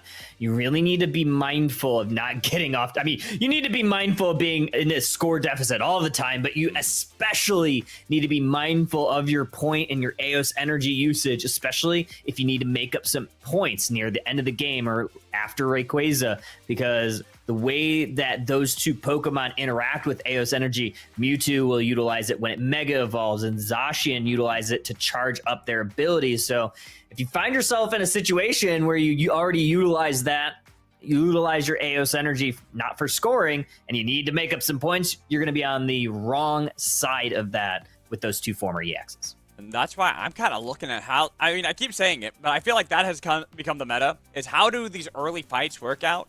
How do the top lane skirmishes end up working for either team? And especially for Looking for Trolls, they need to make sure they're getting these early leads because, as you said, the Eos energy they'll lose later into the game could prove pivotal. They get these early leads, that makes it so that now it's going to be on to Real God Squad to kind of make plays up, always falling slightly behind, while Real God Squad having a Buzzwole, not likely to do so. It's a powerful top path Pokemon, and we see how good it can do into even things like Zacian.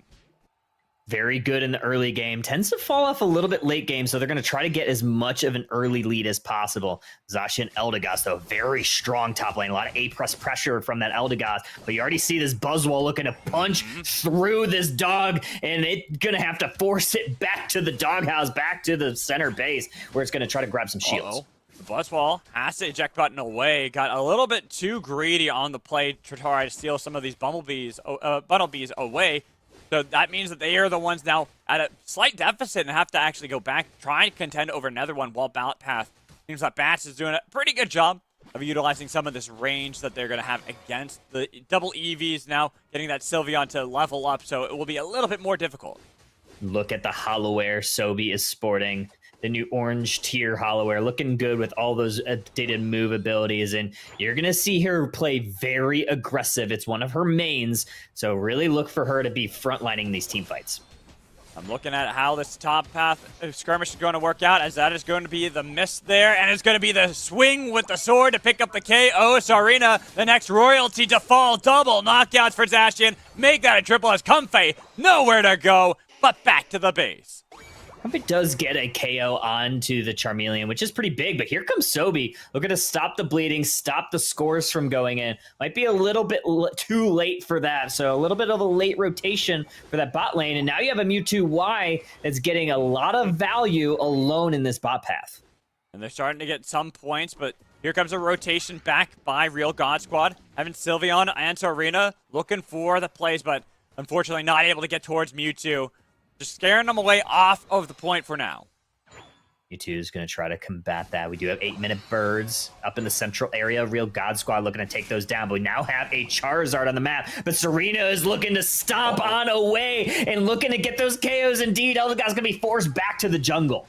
And they're keeping this fight going for Real God Squad. It's a double knockout. Even an eject button forward, barely missing the leech life there to get the lockdown on Eldegoss. Instead, they're going to turn their attention onto the pad, getting some of these points. But look at the Sword Dog going to the back line, getting a slice dice and finding everything so nice, getting double knockouts for themselves, looking for trolls, back in control of the bottom path. But Tarina tries to wrestle back the minion, tries to get her sovereignty back, but there's so much damage. The shields, just not enough. More damage from Mewtwo. Why? As it is Comfey on top of Sylveon. Mean Look on top of him. More points dunked in by looking for trolls, as they even get the damage onto Eldegoss, but not enough. Still alive, the shield's there too. Sylveon, Mean Look locked down and nowhere to go. Even the Comfey can't protect you. It's your own evolution brethren that take you down, as looking for trolls take control of bot path.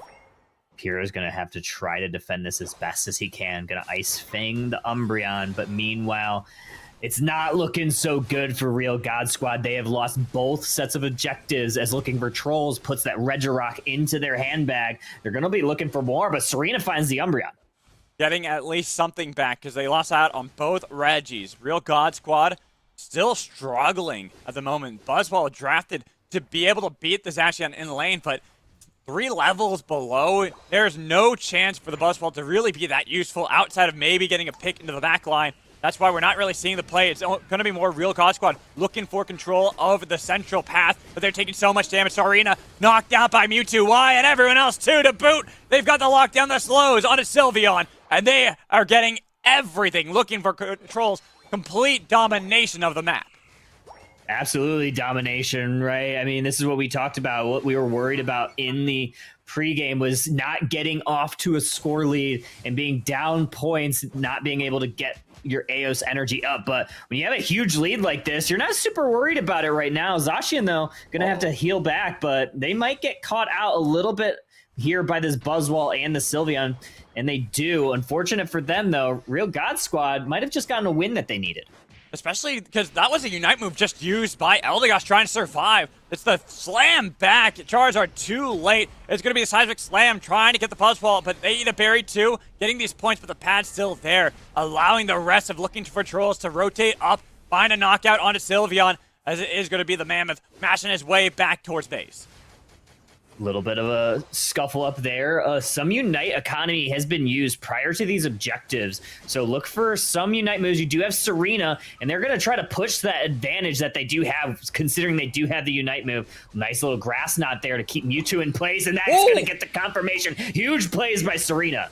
But not done just yet. That's a mean look onto them to lock them in place. Even if you get 2 of them, it's going to be 2 right back for looking for trolls. Big advantage here for looking for trolls. They can now peel towards this Regieleki. They have the advantage. They have the numbers. They have the people. Do they have the secure, though? Charizard and Zacian looking to rip it down. They get the secure. Great play by the Zacian. Nice smackdown as well, getting a lot of damage back. Charizard's gone. Umbreon, the next target they're looking for to lock him down and lock him in place. Trying to get back, but drag back in with a nice Zarina Unite to pick up the knockout they need to, and even looking for Umbreon, but Umbreon defending the best they can, but that's going to be a smackdown. Turned around, Eldegoss trying to get the shield, but too late on the Unite again, meaning that you have to run back towards your other point just to have some safety. Great comeback experience here for Real God Squad. You're starting to get your damage dealers online. U2Y is picking up that Reg Ice in the bottom pass, so that's going to be some HP recovery for them. Charizard, though, taken to the skies, going with the Seismic Slam. Man, both teams just want these skirmishes over and over again, battling back and forth for any control of the map. As Charizard used that flamethrower to burn down the Mammoth, to burn down one more KO. But Zarina is now on a tear as they are looking for more, looking for a triple as they are at the knockout, and Eldegoss running away. Doggo on the other side tries to go for the fight onto Zarina, getting a lot, but you got to be careful of the Queen herself. That's why you had to call in Umbreon to lock him down with a mean look and pick up a KO. Giving that EXP right back to looking for trolls. That's exactly what you want if you're them. The score lead is starting to creep up, or creep back for Real God Squad. They're only at less than about 20 points down, so they're in almost exactly where they want to. They have their level 13, but the thing that you have to pay attention to is that level 14 Zacian and that level 13 Charizard. Not only that, Magical, but you have to find an answer to bats on this Mewtwo. Got to do something. It's got to be on to the Zarina as they do get the lockdown. Oh, maybe they don't even need it. They just need the Sylveon damage so they can chase down another KO. Real God Squad getting control of the bot path in the perfect timing.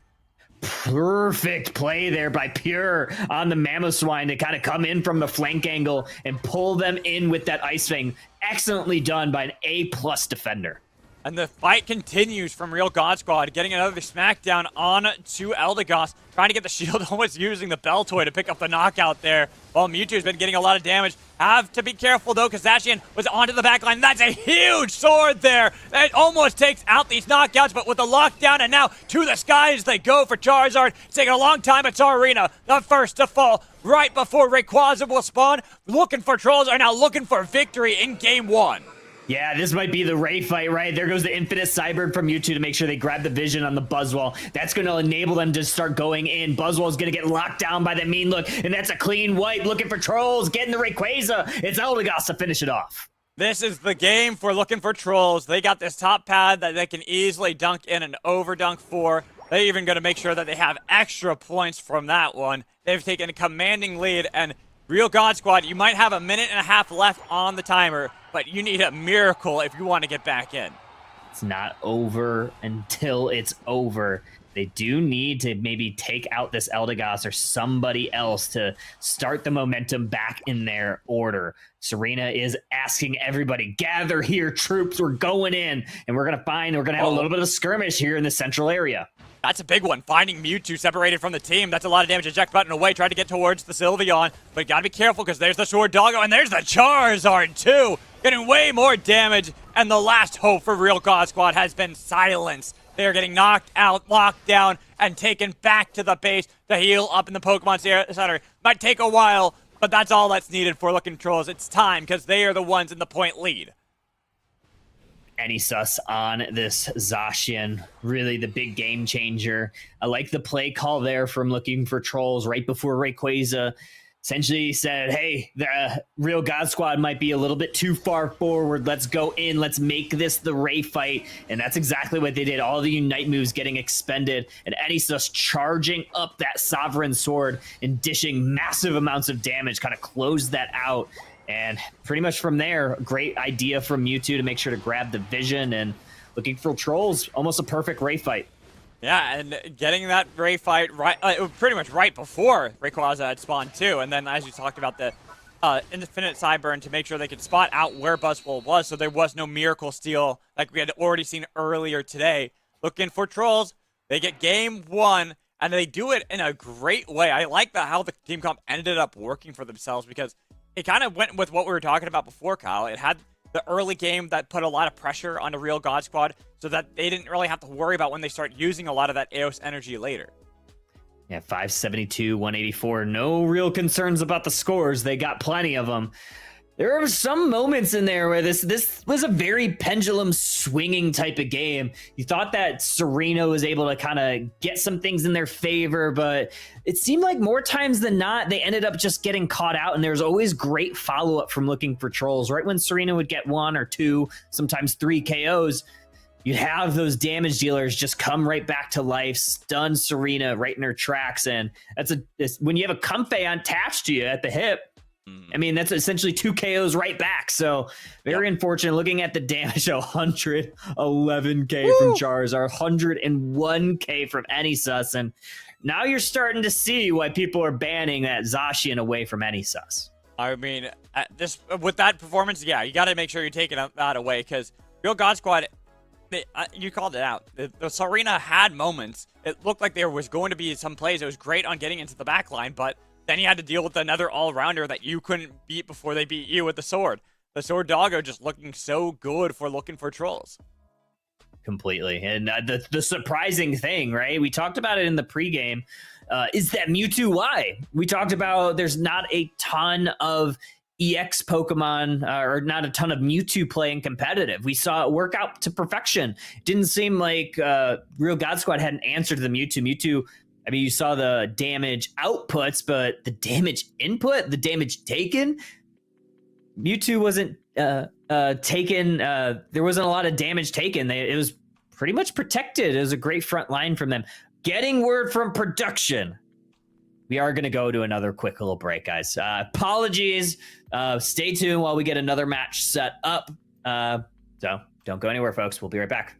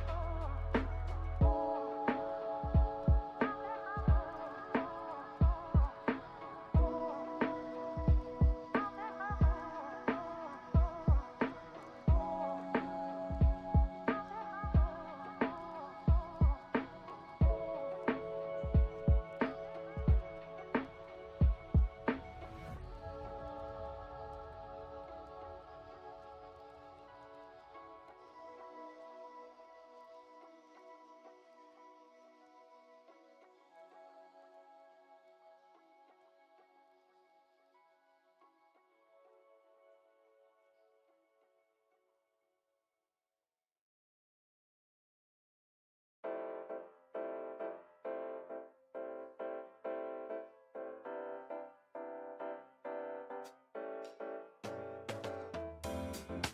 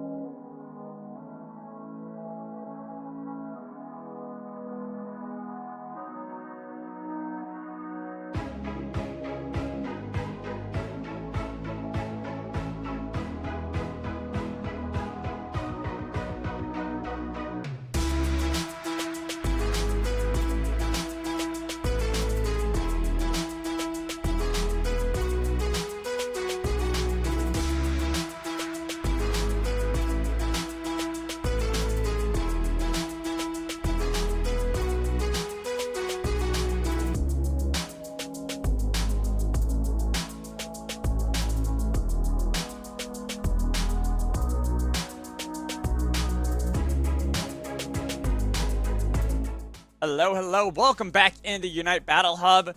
Sorry about that little break. We have a little bit to announce that because there was an unregistered account that had been used in the last game by one of the teams. There was a 1-game forfeit, which is going to bring us into Game 3 here. Both squads tied up at 1 apiece between Real God Squad and Looking for Trolls. As myself, Mad Magical, and Steel Agent Kyle are back here for this game, and we look at draft. I see that Charizard has been taken away this time around. Gotta ban the Cramorant now, right? No. Gotta pick never. the Cramorant. Got it. We do have the Umbreon ban this time around, so Real God Squad's gonna probably line up maybe this Armor Rouge, maybe the Pikachu. They do have a lot of options here that they could go with. Yeah, it looks like the Pikachu. Going to be the first lock-in. Kind of expected with how a lot of the meta has been shifting around, giving a lot of priority to Pikachu, but I'm just surprised at the fact that we haven't. There it is. I was about to say I haven't seen the Cerule Edge. Cerule Edge and Armor Rouge, both Char Cadets, could be taken here by Looking for Trolls, but they decided to go for the all-rounders in Zacian instead. And he's thus on the Zacian once again. An absolute demon in the top path. That previous game looking to continue their domination. Real God Squad, though, Pure is lining up that Mammal once again. I loved watching Pure play that character. Really great engage points. The thing that you have to really pay attention to if you're Real God Squad, you got to follow up on those Mammal engages. That's really where you're going to find the value in that character. I think it will really depend on what we end up getting as the all-rounders for Real God Squad, or if it's going to be the Leafeon that is taken for them. Looking at what is available for Looking for Trolls, I like the Miraidon, I like the Aldegoss. So if they lock in that Miraidon, it would be the double Eos Energy, the double EX Pokemon. That's why they decided instead to go for the Urshifu. 3 all-rounders for Looking for Trolls. That is terrifying, especially when you have some great players piloting them. Real God Squad, though, they do have that Blissey already, so I wonder how they're going to pair this up. We had a lot of success with the Serena, but there were definitely times where it felt like it was just getting countered hard, so we'll see if that's going to continue onward this time, but they're also lining up this Garchomp, so a lot of 3-stage evolutions. Yeah, I was kind of looking at what Real God Squad could go for, and getting the Garchomp definitely is going to delay them on how they can play that around, but you look at the other side, and if they're able to survive, and I think a little bit more so than even what we saw earlier with the Tarantor, and get to that second evolution, you are a little bit stronger. You really, when you're the Gibble, that you struggle the most up against a lot of things, so you want to get to the bite so that you have more of that bite back against your opponents. I love this Trevenant to kind of counteract the Garchomp.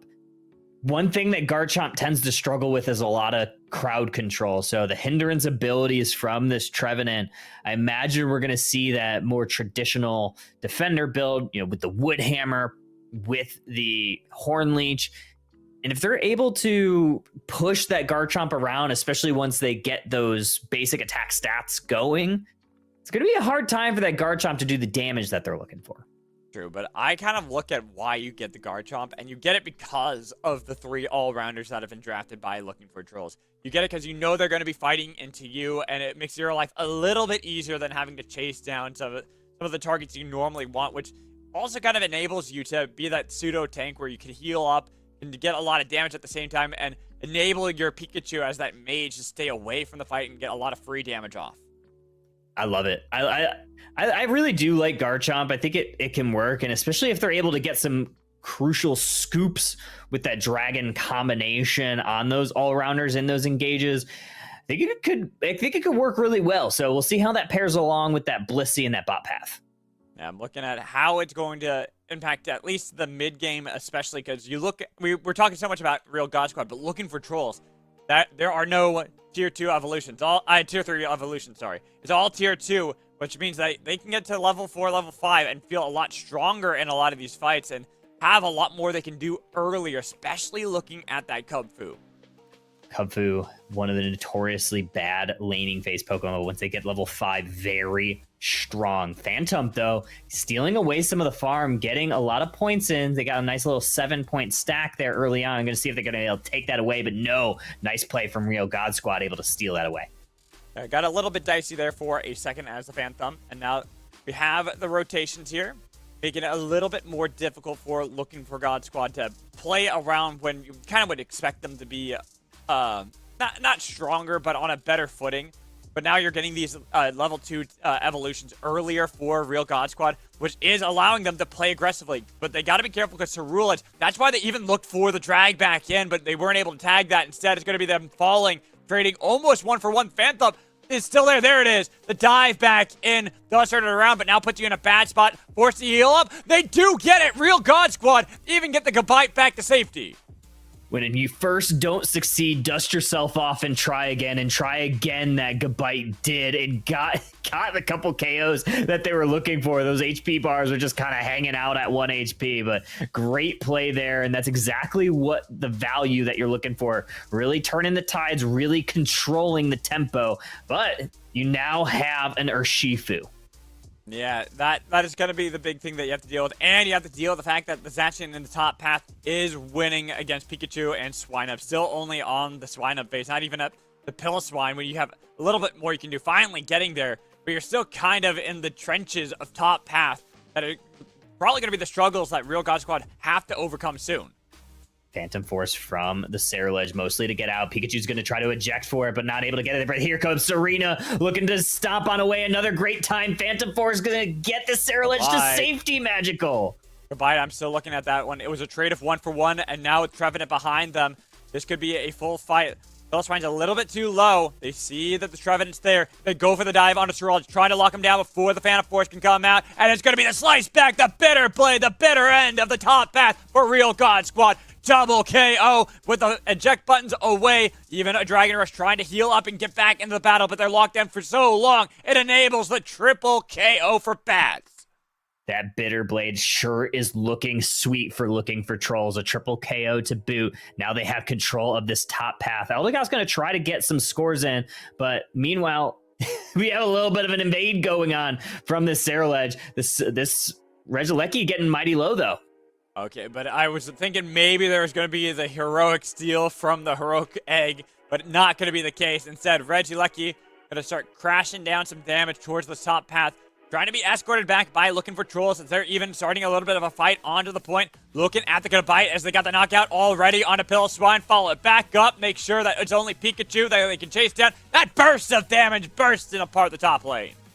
And another thing that I don't really know if I've called out already, we have a Metal Claw Zacian, so a little bit different from the Sacred Sword that we saw in the previous match. So an ability that has not gotten nerfed recently, so a lot of people don't typically play it because typically we've seen more of that Sacred Sword build, but something that can really provide a lot of value, and you're seeing what NESUS is able to do with it. Doing a good job. The mobility that you have around some of these fights that kind of keep on target, especially because there is a lot of mobility from Real God Squad. Looking at Tsarina and Garchomp, if you can stay on top of them and not allow them to get into this backline, it starts helping out, but you got to be careful of yourself. The chase down attempted, almost got smacked down, tried to go back up into the air. The heal, though, huge to save their lives. They try to Dragon Rush back onto the Garchomp, but it's the Zacian helping the tree, chop them down, and then looking for Blissey underneath the point. Well, Garchomp stealing away some of the experience. Nice Dragon Rush, but 4v1, you gotta be an absolute maniac to get it back, and unfortunately just falling shy. Garchomp, unfortunately, falling just a bit short there in that 1v4 situation. They had already utilized their Unite move, so they're kind of just on house money at that point, and not quite enough. And you're seeing the value here. Another Revenant Ren from Cerulege. They're going to fight in this flux zone, doing what Urshifu does very well, but the Urshifu's on the bottom side. We still have Real God Squad trying to defend as best they can, but they're just looking at this Looking for Trolls team and looking at their levels. Level 12 on the Cerulege and level 11 on the Zacian, and Urshifu just farming free, getting their stacks in bottom. They're going to be level 12 before you know it, too. Things are spiraling fast here for Real God Squad. That was a long fight in the top path, and they lost every second of it. They didn't get anything really back into it.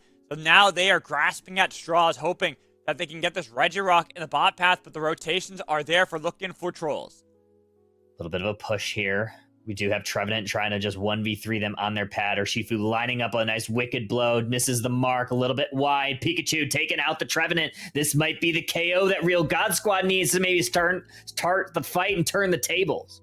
Keep in mind, this whole time, Garchomp lost the 1v1 duel up against the Sword Doggo himself, which could enable them to start rotating around towards the Regirock that has been started by Real God Squad, even having the attempt there from Ceruledge. Arena trying to get the kick on the bats, but he goes into the Phantom Force to get away, as even if the Mamoswine is in the backline, it's not doing enough. Zordago is still pathing back, but nobody's really hitting the Regirock. Instead, they're trying to go for the full fight with the Bitter Belly, trying to heal up bats back into the Phantom Force to delay a little bit of the damage, but the slam down with the Ice Fang. Who's going to be the first to fall? It's going to be Ceruledge, then it's going to be Eldegoss. Now that you got the Zordago here, could turn the fight back into your favor. Urshifu gets one, looking for the Blissey, locked in place for a long time, but with the Regirock now hitting the Garchomp, could be the moment. No, they decide to eject button away, looking for trolls, waiting for reinforcements to get here to fight over the Regirock again, as Urshifu is the one who targets it, trying to steal it away, but it's like, oh, it's stolen away. It is by Urshifu. Huge wicked blow. Unfortunately for Real God Squad, they just didn't have the secure ability, and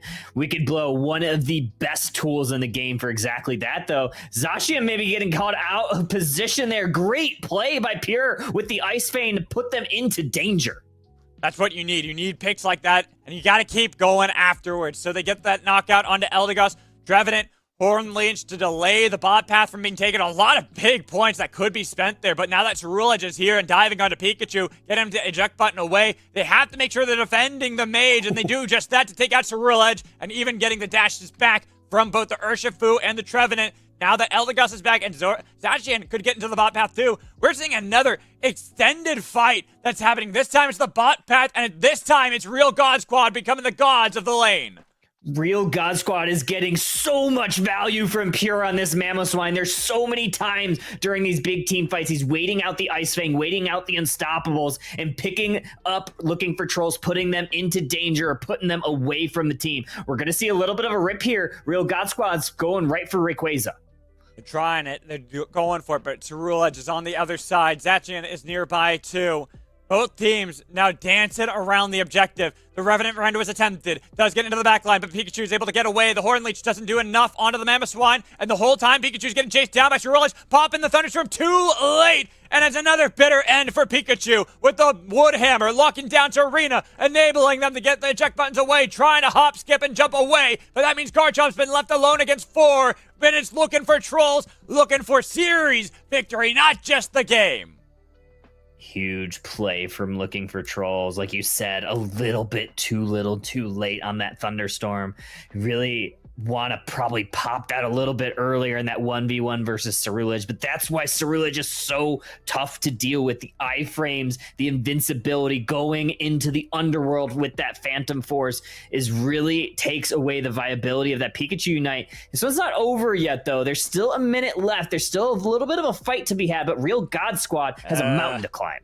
I was about to say, there's 2 level 15s, a level 14, and your highest level is now going to be that Garchomp at 14, while the rest are 13 and below. It's a miracle that's needed at this point, and getting that Urshifu could help them out, but it's the Ceruledge that's still up. 2 might be gone for looking for trolls. Make that 3, but Real God Squad, they have to be booking it towards any of these pads if they want to get back into the game, and Ceruledge is just going to dunk more points. Exactly. 26 points, and that's exactly why you play Ceruledge. It just has the ability to Houdini and escape out of things that are almost unescapable. We are going to try to push this tier 1 pad. 100 points will likely rain in from this Garchomp. I don't know if Ceruledge will be able to get there in time, but I don't think these points are going to be able to come fast enough. And looking for trolls, they're looking for the next round. They're looking to move on in our tournament, our NA qualifiers, and they'll do that up against Real God Squad. It was a nice fight there from them, especially that top path that allowed these all-rounders to get out of control. The Ceruledge, less really of an all-rounder, let's be honest, and much more of a speedster. Yeah, I completely agree with that. It seems like it does the damage of an all-rounder. It has the burst ability of a speedster. It has the mobility of a speedster. And it has that self-sustain of the all-rounder. So it's kind of the best of both worlds. It's just such a tough Pokemon to go into. And with so many Pokemon that are busted and broken and do too much damage or too much CC, it's just one of them. And you can't ban them all. You saw Looking for Trolls take a couple of them, taking that Zacian, taking that Sarah Legend. Just too hot to handle for real God Squad. And that is why they will unfortunately fall here in our NA qualifiers in the quarterfinals. Looking for Trolls going to be moving forward.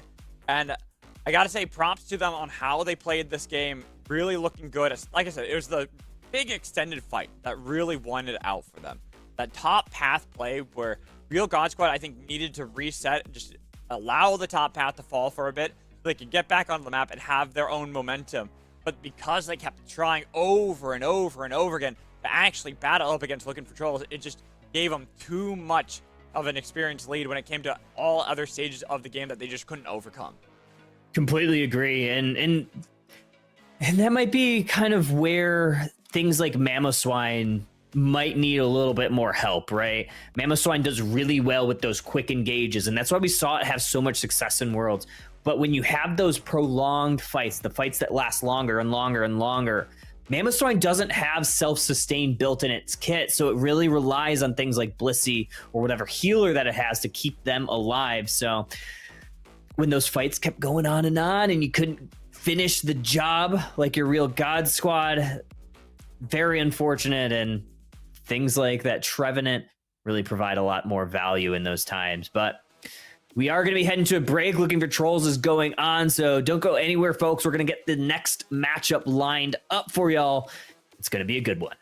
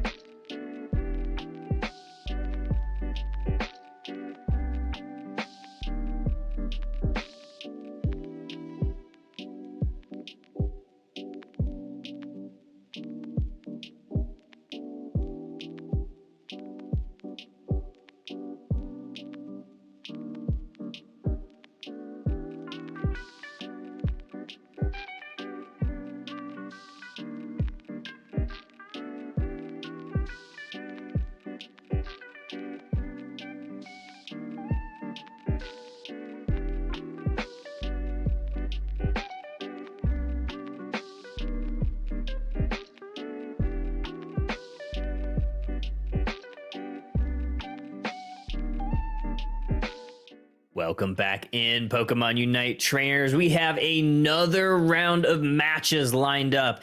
It's going to be a good one, and I'm going to try my hardest to not mess up these names.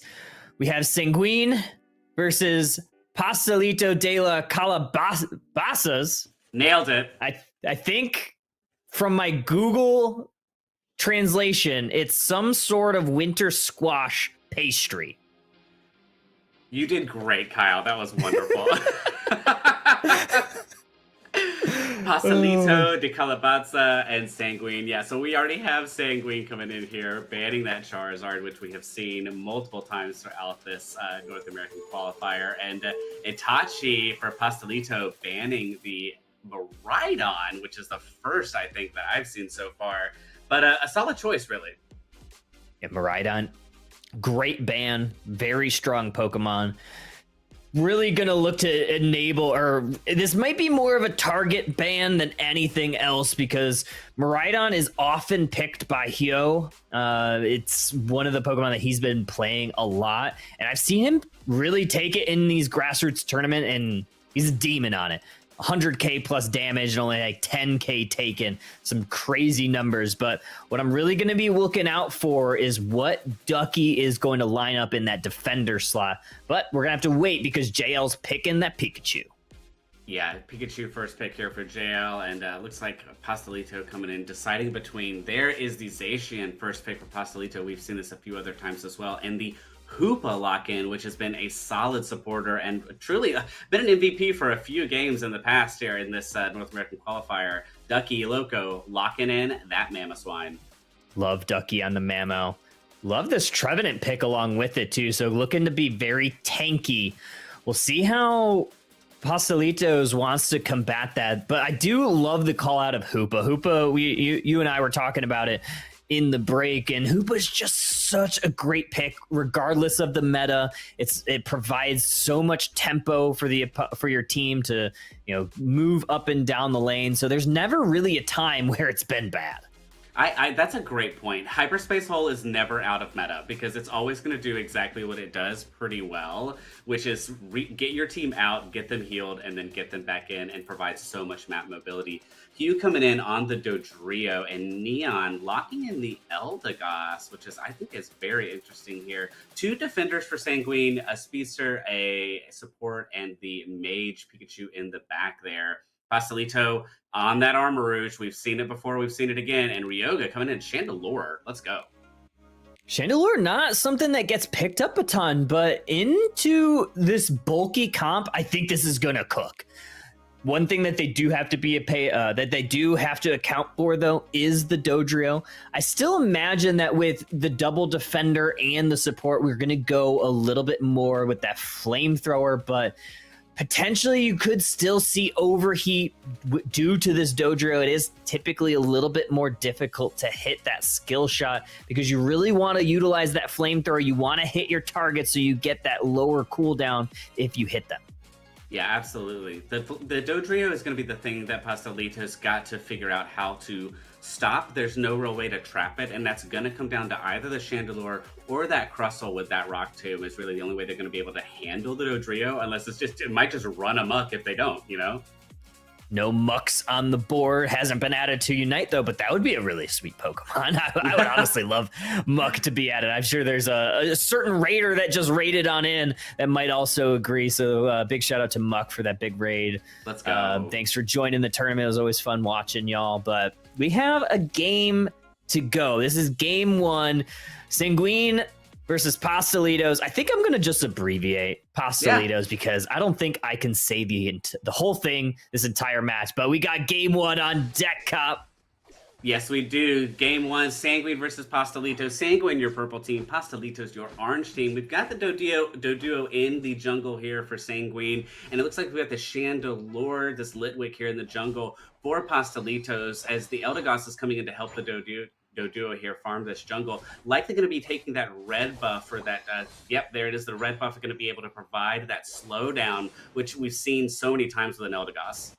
There are three things in life that are guaranteed, Cop. It's death, taxes, and Ducky on the jungle invade. One of the things that guy loves to do, does end up paying for it, but he has done his job. He stalled out this lane and has allowed some time and space for their laners to get the farm. Absolutely. For folks in the chat, if you don't know, like one of the most valuable things about Pokemon Unite is the time, right? The more time you can waste on the enemy team, the less time they have to farm, which means the less levels they will have going forward. Time is such a valuable currency in Pokemon Unite because every match is only 10 minutes. Looks like we have Zacian, Hoopa, and the Chandelure coming in here for this top lane. Trevenant going in on the Swablu and this Altaria. They are gone pretty quickly, and Zacian drops so fast by the Trev. Drops like a fly, but there are no flying Pokemon for Pastelitos. It is a cursed Trevenant, so it is slotted in that top laner. It's going to be a little bit more of a bulky bruiser type, so that's why you're seeing that curse. So we're going to see a little bit of an invade here. Hugh on a little bit of an adventure. Crustle does suss it out. Great use of their mobility tools to get out of dodge. Yeah, Dodrio gets out just in time. Zacian comes in, takes down the Pikachu on Sanguine's side. Gonna go back to the base. Piloswine is still holding down the bottom tier 1 goal here pretty well. Just hanging out, waiting for this Crustle, this Armarouge to come in. Is Pastelito's gonna be making a push here? No, it is 8 o'clock. It means we have Center, Altaria, and Swablu coming in. And Armarouge and Chandelure, they're already there. They're ready for them. Not only ready for them, but they clear them out before Sanguine can even react. Not only that, they're going to try to go to this bottom path where Dodrio is just trying to get some stacks. They're just stacking around, not doing any harm. You do have the Hoopa mobility, but already 46 points have gone in for Sanguine. They're going to look to try to neutralize that Hoopa with all of the onslaught of scores. Absolutely. That is the most important thing you have to do when you see a Hoopa on the enemy team. Close those goals. Trevenant might be going down here. Activates the curse, uses the Horde Leech, tries to get out, but doesn't make it. Chandelure drops the Trevenant as most of Pastelitos is up here in this top lane, farming these Altaria and these Swablu. Dodrio diving in, trying to get something out of it, not really going to make it. Zacian pushing the Dodrio out, and it looks like both teams are going to be resetting here. We have 10 seconds for the top and bottom objective to spawn here. Pikachu arriving, Eldegoss buffing the team. Who is going to make the first move? We're going to see Sanguine try to frontline, get this Trevenant to get the vision and see what Pastelitos want to do. Pastelitos, they do want to take this Regieleki off the map. They're going to try to burn it down real quick, and burning it down real quick is that Armarouge armor cannon. Yeah, that is a great point. They have so much fire on the side of Pastelitos. Regieleki walking into the enemy goal here. Will Sanguine just let them take it and close that top goal? It looks like they will. Meanwhile, the other team here, Sanguine taking the bottom Regieleki, or bottom Reggie, and going to be able to close their tier 1 goal here as well for Pastelitos. So both teams, an even trade here, not only on objective, but also on goal closing. Not the largest overcap for Sanguine, but it doesn't matter. They want to neutralize the Hoopa as much as possible. And Sanguine really is able to play with a little bit of tempo because they have that Dodrio that has the agility to move up and down the map by themselves. They can put pressure on the goals once they get Eos energy, and it's a perfect Pokemon. If you're going to try to break a goal a little bit early with a less than ideal overcap, Dodrio is something that could kind of prevent that from being a bad thing. Absolutely. Pastelito's opening up the hyperspace hole, moving a few of the team members up here to get these Swablu and Altaria in this top lane. Pikachu coming in, Eldegoss as well. Zacian trying to take out this Trev Curse activating, pushing the Zacian out with the Horn Leech. Pikachu diving in, and Zacian goes down. Pikachu activating that Thunderstorm Unite move. Looks like Sanguine is trying to push this top tier 1 goal here on Pastelitos, as they should, to shut down this Hoopa. And are they going to be able to get it? The Trevenant activating the curse, pushing in. Eldegoss with the 30 points coming in. Pikachu trying to get another 35, and they do. It is closed. Oh, huge value here. Ducky is just doing an amazing job making sure that nobody from Pastelitos is able to close out and get the damage onto the Pokemon that are trying to secure those goal zones. Here comes the Mammoth Mash from Ducky, mostly just to stay alive, and we have some objectives that are about to spawn on the map. Yeah, 5 seconds to the top Regieleki, 15 seconds to the bottom Reggie as well. We have 201 points for Sanguine, 100 points for Pastelito. So Pastelito behind on the points, and having lost their first tier 2-1 goal, is going to be a little bit behind on their mobility, but looks like they are farming some of the jungle here to get this red buff. And which objective will they be moving into? Trev was trying to take a little bit of this Indeedee, that side farm up there, but looks like it might get caught by the Chandelure. Meanwhile, Crustle and Hoopa coming in, fighting this Mamoswine as it tried to get a few points in, but wasn't able to. Dodrio seems to be on this bottom Reggie here for Sanguine, and might be able to take it with Mamoswine defending. Armarouge coming in, trying to fight this Eldegoss, trying to take it down, not going to make it. Trev, Hornleech goes in to push everybody back, activates his Unite move, and it's still up, and there it goes.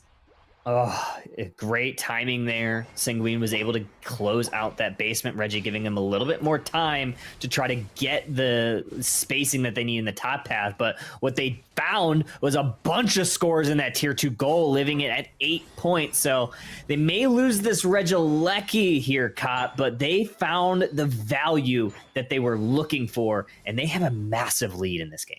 They have a massive lead point-wise. They have a pretty decent lead here level-wise as well. Level 11s and 12s and 10s. Meanwhile, Hoopa's still level 9. Crustle just hitting level 10 here for Pastelitos. So yeah, I think Sanguine's in a pretty solid position. That Trev defending that top Regieleki. Pikachu activating the Thunderstorm and diving in, takes out the Armor Rouge very quickly as we have a team fight happening at 3 minutes 20 seconds. Chandelure also uniting here to try and take down the Mamoswine. Mamoswine Ice Fangs the Crustle, but is it going to be able to get out? No, it's not. Chandelure drops Crustle drops the Mamoswine. Meanwhile, Pikachu trying to take as many of these Altaria as it can, trying to take what farm they can from Pastelito to keep that lead ahead of them. I love that play there by Sanguine. I don't love the Pikachu going down in the moment, but I love the idea of utilizing the Pikachu Unite move as pretty much the last chance that they had to utilize it before this Rayquaza. They'll obviously get it back. Pikachu, one of those characters that gets their Unite move and regenerates it very quickly. Looking at the levels, at the state of the match right now, you have that level 13. You have Hyo, level 13 on that Dodrio. I imagine Trevenant, along with this Pikachu, should be able to close out their plus moves with those level 13s, and that's going to be huge for these big team engages, especially when they're going to be centered around Ducky on that Mamoswine. 20 seconds until Rayquaza. There may be a basement Reggie, but I don't know if Sanguine really wants to go. I think they want to get position for this Rayquaza.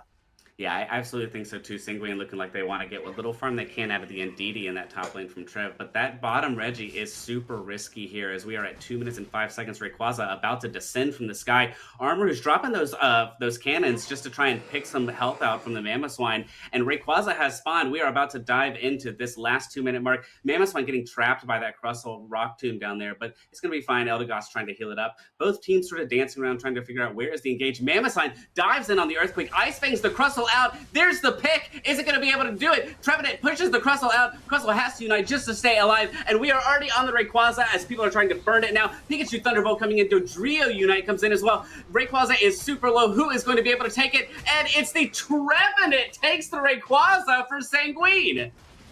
Huge engage point from Ducky there. Found the Crustle and really forced them to utilize their Unite moves. Really when Pastelitos didn't want to. They were down some levels and you get that crucial catch. Ducky knowing exactly where Pastelitos wanted to enter in and finding the Ice Fang, finding the pick, and that really started the party off right. 1 minute left, though. The game's not over. There could be a hope and a prayer from Pastelito still. Let's see if they're able to make a push here. Mamoswine trying to fight the rest of the team. Pastelito's a little bit low. Chandelure having to unite just to stay alive. Hoopa dropping that portal, but it's not going to be soon enough. Chandelure goes down, and the Crustle goes down as well. I don't think Pastelito is going to be able to make a push with only 3 team members left. Zacian now also gone. Hoopa and just Armor Rouge here to defend this last goal. That is going to likely be the game for Sanguine, taking this game 1 here in our semifinals. Pikachu still has a shield and still hold on to 50 points. There. Oh, it loses the shield, not able to dunk it in time. And Trev's going to try and come in here and stop it, but there it is, the Hundo Burger. Congrats to Sanguine as we are 15 seconds left. Both teams just sort of, doing a little bit of a skirmish, doing a little bit of a scrim. Little bit of a skirmish indeed. Sanguine's going to go up 1-0 in this set, and just a great utilization of their picks, right? You couldn't find a lot of value from the Chandelure resets because they went overheat instead. That Dodrio kind of forced that. I think they could have potentially still gone Flamethrower there. Might have been able to provide a little bit more damage, but Chandelure just kind of tended to fall off in a lot of those, but ended up being still a ton of value from that pick. Obviously, you see 4 KOs, 7 assists on it. But I feel like with just the bulkiness in the grouped up team fights, the Flamethrower could have been even larger. Yeah, I completely agree. And the thing is, we've seen this from previous teams here, Real God Squad, with the Trev, the Mamoswine, and the Eldegoss. They were also successful with this super bulky double defender support build, where it just has the sustain and it still has the sort of damage that it needs in order to take down other team members. Like, the Chandelure is very squishy here for sure, and I do agree that it might have gone the wrong move choice against this team comp with Sanguine, but it was still that double defender Eldegoss has been really, really useful so far in this NA qualifier we've seen in the previous match. I agree. Eldegoss, one of my main Pokemon, so I love seeing the utilization on it.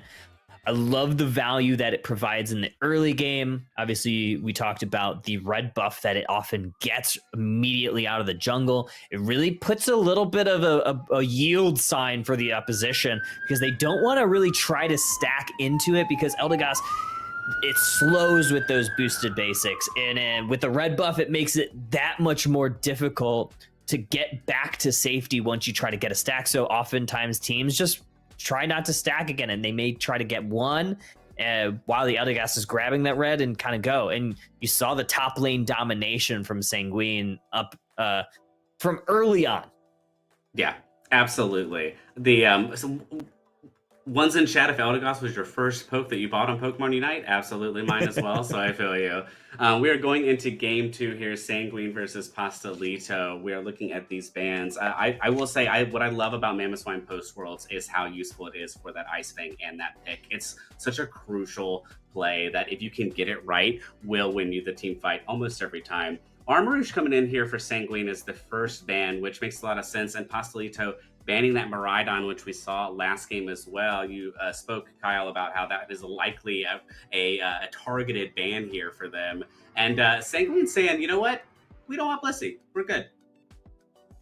Blissey ban is very interesting here. I don't like using interesting a lot describing a draft, but it's been a while since I've seen Blissey on the ban stage, right? Like, it's not one of those Pokemon that often gets targeted in the banning. It's often picked, but it's not usually something that gets banned. But I do like banning supports if it's a targeted of, like, you don't want to play against a Ceruledge and a Blissey, knowing that you have the first pick and Pastelitos has access to pick their support and maybe a carry.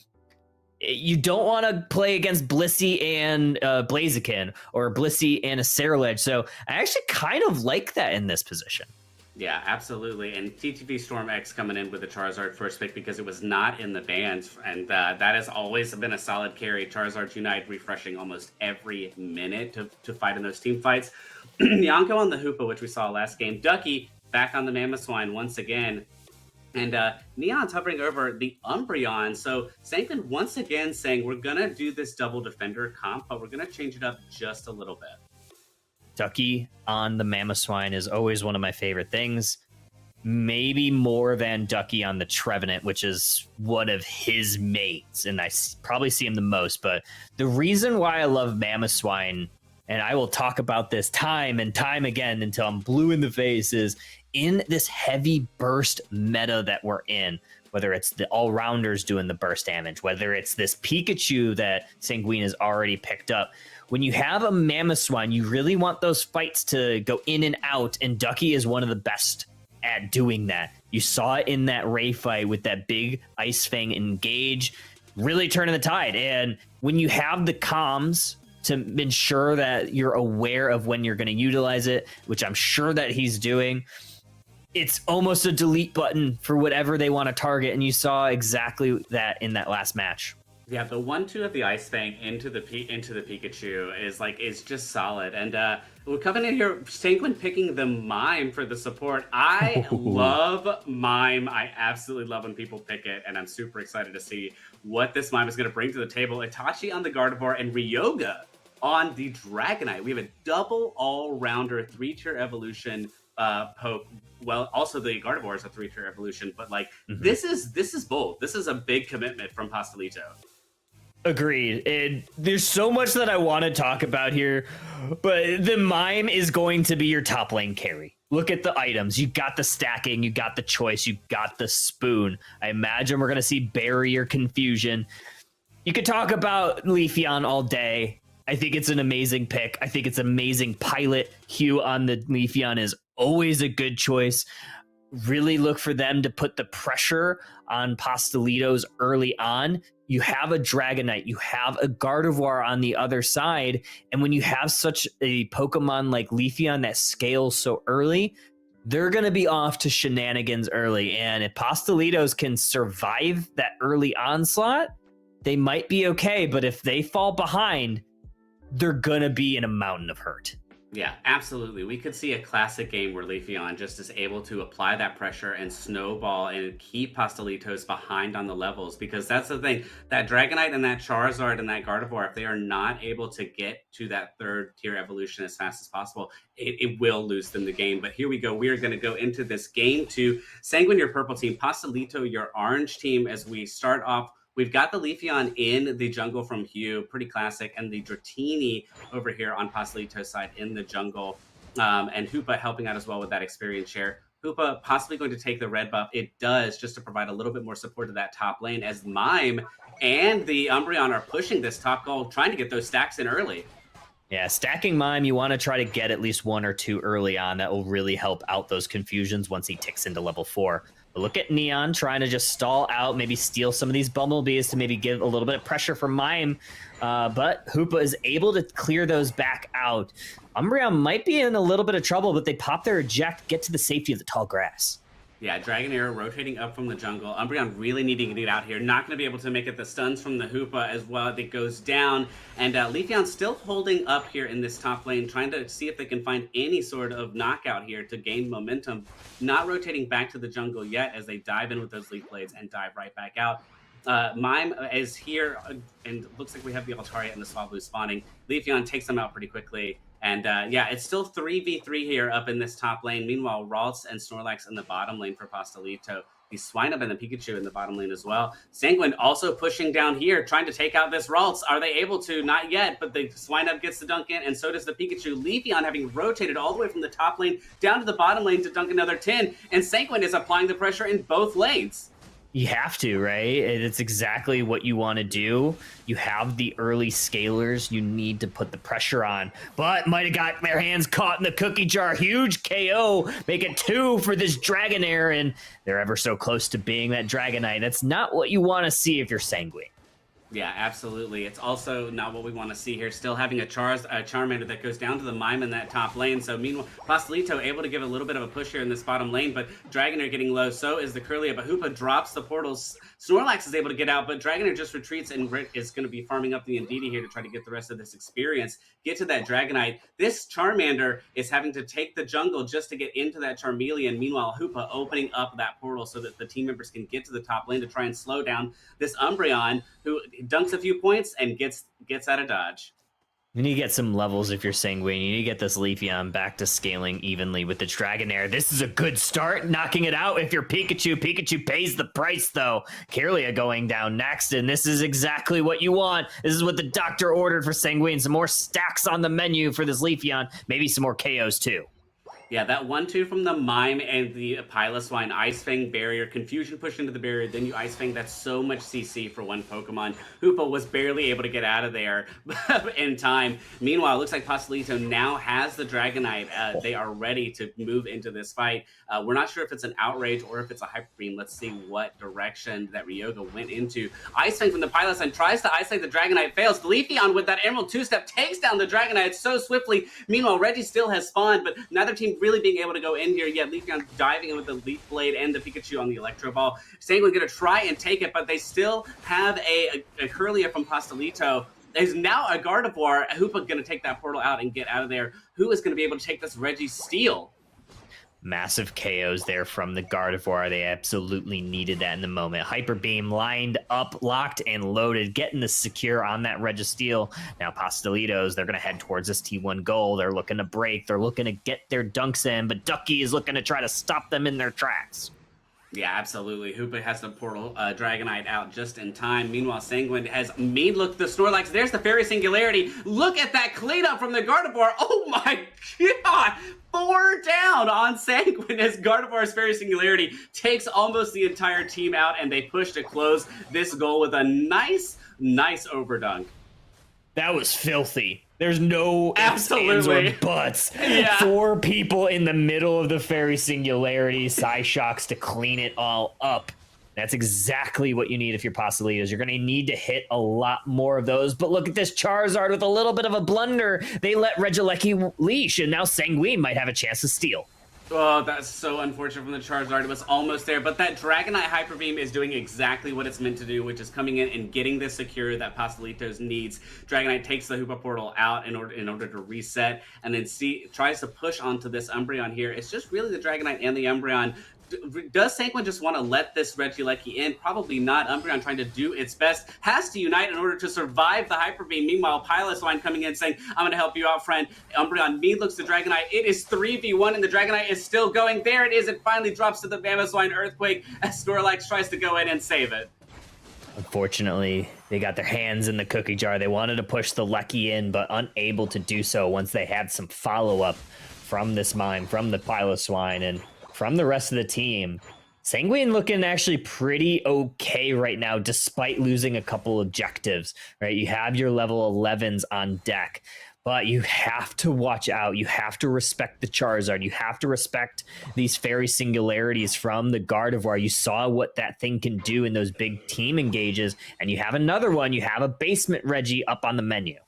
Yeah, you have a Basement Reggie coming in. You got a Gardevoir Unite ready. This is going to be very interesting. Hoopa drops the Rings Unbound just to port the rest of the team in. Mamoswine unites into Pastelitos. Pikachu using that Thunderstorm as well. But the Hoopa is mean look trap. Not going to be able to make it. Mamoswine trying to get in there, but Pikachu ends up taking the Reggie Ice while the rest of this team fight is happening to the right of the Reggie Ice. And now Sanguine is going to look to try and make a push here. Mr. Mime uniting as well, drops the Snorlax and is 3 down for Sanguine. But is the Mime going to be able to get out? No, not in time as the Dragonite drops it. And Dragonite barely standing, but Pastelito was able to defend that bottom tier 1 goal despite not getting the Reggie, and they are resetting because we have a top Regieleki in 10 seconds.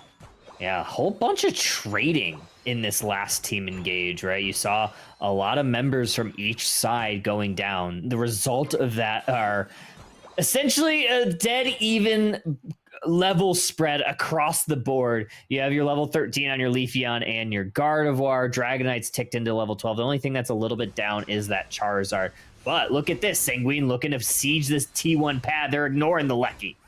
Yeah, they are absolutely ignoring the Lucky, trying to get this tier 1 pad gone before the Rayquaza spawns, because if it's still up, it could be very useful for Pastelito as a way to heal and check in on their health before they go back into the Ray. They're not going to be able to do it. Pastelito opens up the portal to get the rest of the team back up to that top goal. Now maybe they might be looking here for a push on the Regieleki. Mamoswine dives in with the Earthquake, trying to ambush the Dragonite and the Charizard. Doesn't make it. The confusion barrier wall from Mr. Mime. Mamoswine drops. Charizard and Dragonite go into the Mr. Mime as well. It drops back to the Pokemon Center, and now it looks like we're going to get a double 50 dunk here from Charizard and Dragonite for Pastelito. 20-point over. Nice little play there by Sanguine before that all happened. It was a little bit of a bait and switch, right? They go to the bottom path to try to bait Pastelitos into a false sense of security, and on the top end of that, Mime and Mamo getting a nice 50-point dunk. So they end up kind of trading back and forth. Regieleki is going to walk in, but I think Sanguine is okay. I think they want to ignore that. I think they want to just focus on this Ray, and that's exactly what's happening.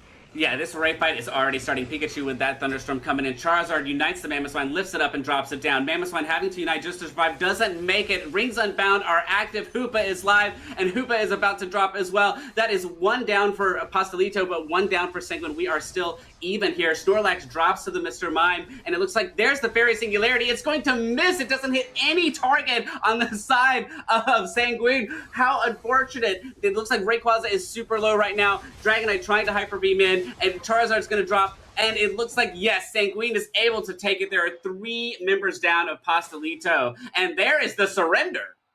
There's the GG. Great play by Sanguine. Maybe, perhaps, a little bit of a blunder from Pastelitos. You saw Dragonite Hyper Beam into the middle of the enemy team, opposed to the Rayquaza when it was so low, and that opened the door. Sanguine knew that they did not have the secure tools on deck, and that allowed them to go ahead and just go close the door and move on to your finals. Yeah, Dragonite having secured that bottom Reggie and that top Regieleki, Sanguine knew that this is going to be the secure, and yeah, it was unfortunate watching it go into the enemy team like that, but Neon on this Umbreon, 61k healing. We were talking earlier on the break how great a healer Umbreon is despite it being a defender, and that is such a prime example right there, keeping so many members of Sanguine alive.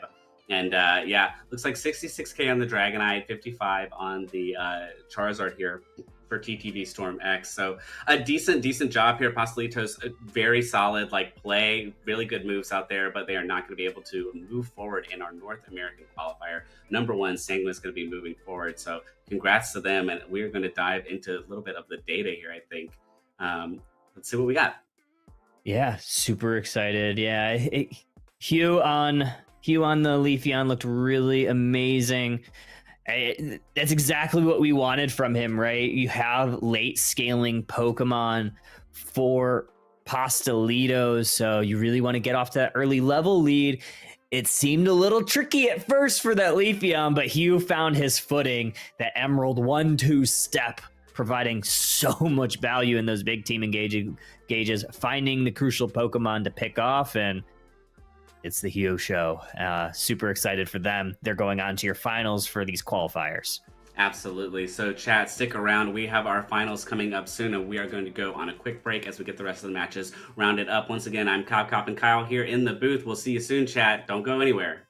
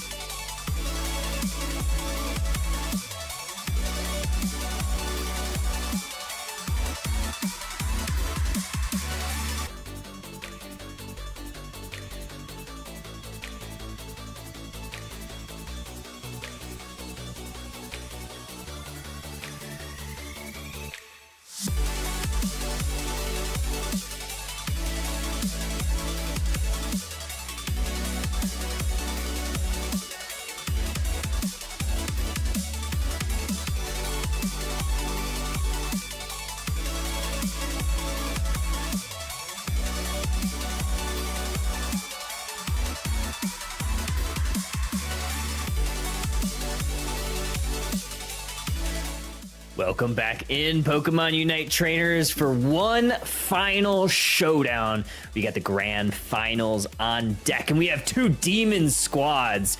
We have Sanguine and Looking for Trolls, a matchup that I'm very sad that I don't get to cast. It's a little bit of showdown with some familiar faces.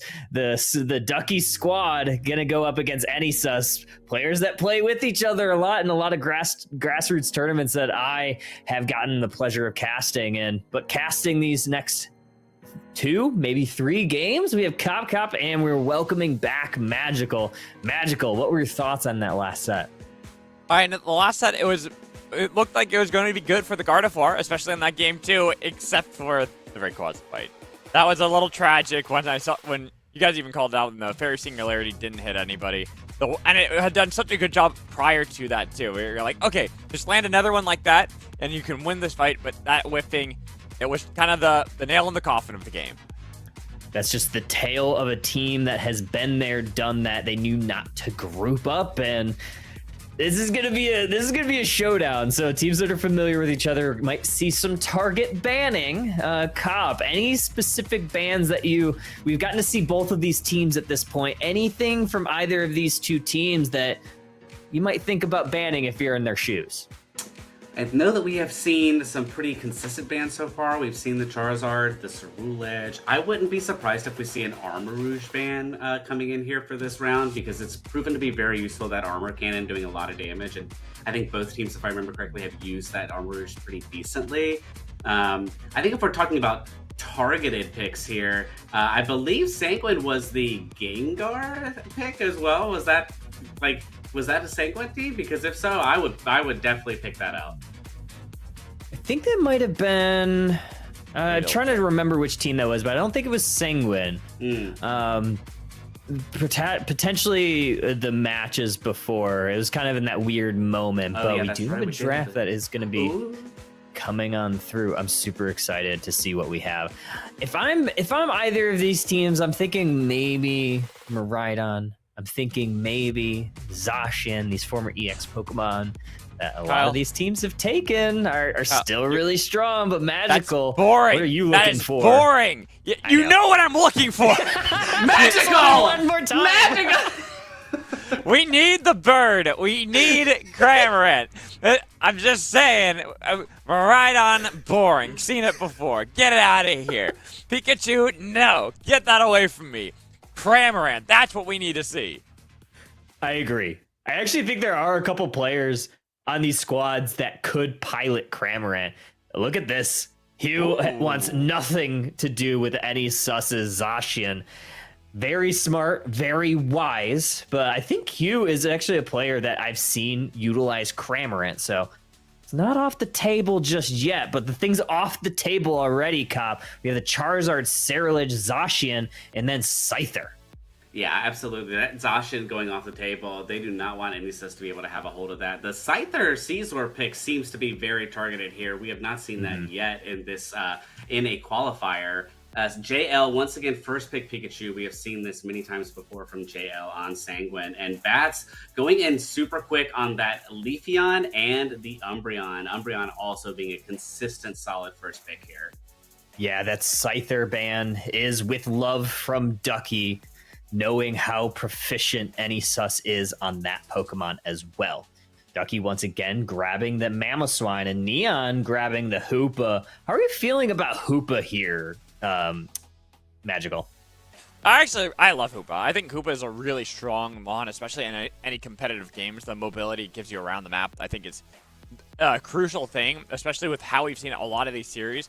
They have been very close. We haven't really seen a true snowball where it was one side absolutely dominating the whole time. And that's why I think Hoopa is a big pick to enable you to try to get those little bits of leads early into games that you then can get towards those Rayquaza fights. And because you have those slight leads, those slight advantages, it makes your fight around Rayquaza just slightly better. Love these last few picks from Sanguine. The Mimikyu really can shut down that Leafeon, especially if you go play rough, especially with that Play With Me Unite, and then Trevenant, just generally a tanky Pokemon that we saw that team take in the top path. very strong. But What? another thing that's really Whoa. strong is this double speedster combination from Looking for Trolls. Now have that Absol. Well, folks, I am going to go ahead and say goodbye, hand over the keys to this finals car over to Cop and Magical. I hope everybody has a good night, but Cop, take it away, my friend. Have a good rest of the cast. Thank you so much, Kyle. Thanks for being here. It's been an honor. Yeah, Looking for Trolls here with this crazy double speedster build. These two teams seem to be very opposite, in my opinion, Magical. You've got a very bulky team with the Trev and Ducky on the Mamoswine here, and you've got a super squishy but high damage, high burst team for Looking for Trolls, even with the Inteleon on that snipe shot potentially. Yeah, and I'm glad you called that out, because we have our eyes really on the Leafeon and Absol for obvious reasons. But Inteleon is really good at doing a lot of damage from range that then sets up those speedsters to get into the backline and then start cleaning up these KOs.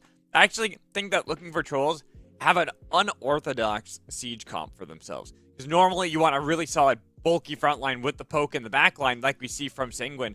But having just that Inteleon, those snipe shots, you land those, that is so much damage you set up for the team that it really becomes difficult for Sanguine themselves to set up their own siege. And that's what we really have to look towards when we get towards, I even think like the 5-minute mark between these two squads in our grand finals. Absolutely. Sanguine, your purple team. Looking for Trolls, your orange team. We are going to get this game 1 of our finals of the NA qualifier underway. Mimikyu in the jungle and the Eevee in the jungle as well for Looking for Trolls. Likely the Leafeon here. Hoopa coming in, going to take this red buff as well to help apply some pressure to this top path. Blissey already very, very close to the enemy goal. Trev starting to get those stacks in with those initial 4 points, but Leafeon and Absol moving on in on this Trev, and he's going to have to get out soon before he goes down. Oh, but the Chansey not sailing away that Funnel B, and now with Leafeon here, that's a nice Razor Leaf. Nearly finds the knockout on Trevenant, but not quite. Just giving control to Looking for Trolls in top path. Yeah, and as we've seen before, Sanguine has this invade on the Swinub coming in for Looking for Trolls. The Inteleon able to take out the Swinub. That was... yeah. Yeah, wow. Look where it is, though. That's an invading Swinub. They're just trying to be a menace into the jungle. That's really what it is. Yeah, you're going to feel good if you're Looking for Trolls because it was Sobble that got the knockout, but Sanguine's not going to be too fussed over it. True, true. And we have the Sobble coming in here for the bottom, Altaria and Swablu, getting that evolution here, as well as the Leafeon. We still have an Umbreon EV down here as well in the bottom lane, but so far, Sanguine pushing this top goal hard, trying to get those stacks in for this Trev early on, while Blissey tries to defend, not going to be able to do much there. Are they going to be able to take out the Mimikyu? No, it gets out just in time. And now there's the flank angle that Trevenant actually helping to pick up some of these knockouts and turning it for a 1-for-1. Somehow the Trevenant became the true speedster in that fight. Yeah, absolutely. We are almost at the 8-minute center, and it looks like the Pikachu going to try to take down the Absol, not going to be able to make it as Absol quickly sends it back to the Pokemon Center. And so far, 64 points for Sanguine, only 3 for Looking for Trolls, so a decent start here for Sanguine as Umbreon goes into the jungle here, trying to take this blue buff away from Sanguine. Also, I just realized, I'm pretty sure that is actually a cursed Trevenant that we have right now. Instead of going for the Woodhammer, much more damage-oriented, and we're seeing that damage really start to come through for Sanguine with the Mimikyu chasing down the Drizzile. It was a neat look, though, locking him in so the Drizzile was able to get away, but going the wrong way, and Mimikyu is on the hunt. Does finally get the knockout while Absol running away from that damaged Trevenant, who does get a couple points in. Absolutely. I love the mean look Umbreon here because it's going to be able to trap and isolate so that not only the Inteleon can land those shots, but both the speedsters, Leafeon and Absol, are able to dive in on the same Pokemon that has nowhere to really go. Sanguine coming in here, trying to push this top goal, Trevenant on the Umbreon. And there's the Curse driving in. There's only 5 points left. Are they going to close it this early? They might be. Mimikyu trying to get those 30 points and not going to be able to make it.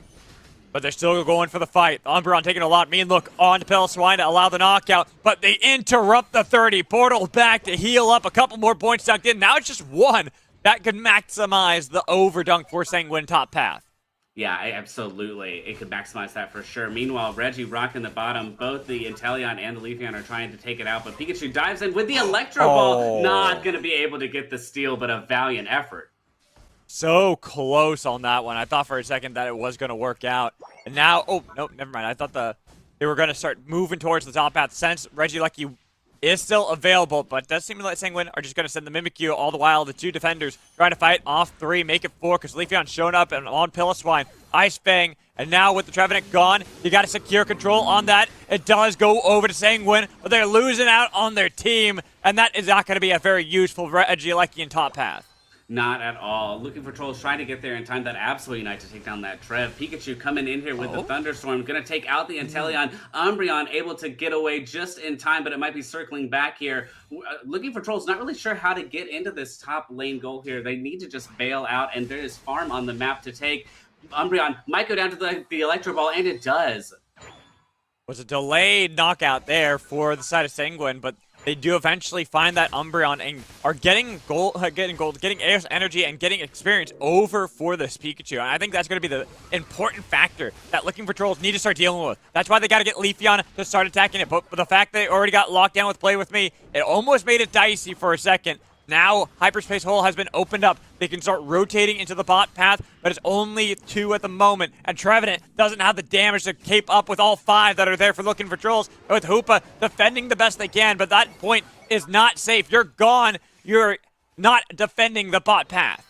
Absolutely not. Looking for Trolls getting pretty aggressive here, closing that tier 1 goal, which they need to do in order to slow this Hoopa down for Sanguine. We've talked about it before. And Absol coming in on the Unite just to take out the Mimikyu in this jungle. Looking for Trolls fully invading the jungle here. Pikachu Thunderstorm coming in once again, trying to take out this. Inteleon drops with the Electro Ball, but Inteleon goes down as well. Mamoswine coming in too. Trev and Mamoswine trying to defend the jungle as best as they can. Umbreon Unite as well to take these shields. Trying to get rid of the shields, and the tanking is difficult to get through. It allows Mimikyu to show up so they can get the knockout onto Leafeon, and that invade a bit punished by Sanguine. Yeah, absolutely. And Looking for Trolls gone way too deep there to get any momentum out of that jungle invade for sure. We have 5 seconds on the top Regieleki here. Meanwhile, Sanguine moving back down to try and get anything on this bottom tier 1 goal. Mimikyu taking the Regi Ice ASAP. Hoopa Rings Unbound opens up, and Sanguine is going in. They're looking for a bot path. They've got all 5 here. Sanguine finding the snipe onto Umbreon with the punches in the air, and they're looking for the dives too, but they got to still be cautious because Inteleon has been untouched, and Leafeon is starting to assassinate everybody. So much damage, and now they finally got on top of it, got rid of the Leafeon with a good turnaround, but keep in mind, it's Play With Me in the back line, looking for the Inteleon, but nobody's backing him up. He doesn't need it though. He takes down the Inteleon with Hoopa escaping. No! Followed up by Absol, who's got the resets and has the damage, but it's Mimikyu that you're now on top of, and you gotta be cautious. That's a double KO for Absol, as Anysus might clean this up for the team until Pikachu showed up to save the day. Absolutely. Pikachu dropping another round of the Thunderstorm. Inteleon trying to stop it from scoring, but that Ice Fang picks it up, drops it in, and Bliss Assistants come and trying to save the Inteleon just in time. Pikachu drops, and now the rest of the team, what are they going to do? Ice Fang comes in and takes down the Inteleon once more. That Bliss Assistants did as much as it could, but it was not enough. Curse Trevenant coming in on the Blissey as well. Not going to really be able to find anything. Emerald 2-step from Leafeon, drops the Mamoswine, and Trevor's trapped in the Mean Look. They're just constantly fighting, constantly battling. That is the portal back to save Trevenant. The forest will survive, and Sanguine have now finally relented on the full assault, where both teams just were constantly back and forth. Yeah, I feel like we finally have a breath here as both teams settle down to get some experience. So there's farm all over the map, as well as a Regieleki still in the top lane that has been there since it spawned. No one's really gone after it yet. Umbreon, we can see, is holding that bottom tier 1 goal, trying to defend on anyone that Sanguine might be coming in to stop. But Blissey, unfortunately, trying to get 12 points in. Honey, I don't think you're going to be able to make it, as that Mimikyu just watches you. This Hoopa just goes back and forth. But how much time are they wasting trying to get the Blissey? It's true. That's the problem. It's so much time that's been burned. I know it was just like a meme because we know that the players know each other pretty well and they were having fun with that one. But that is a Regieleki that was taken. Rayquaza spawns in 5. That was absolutely amazing. I want to clip just that for its own thing.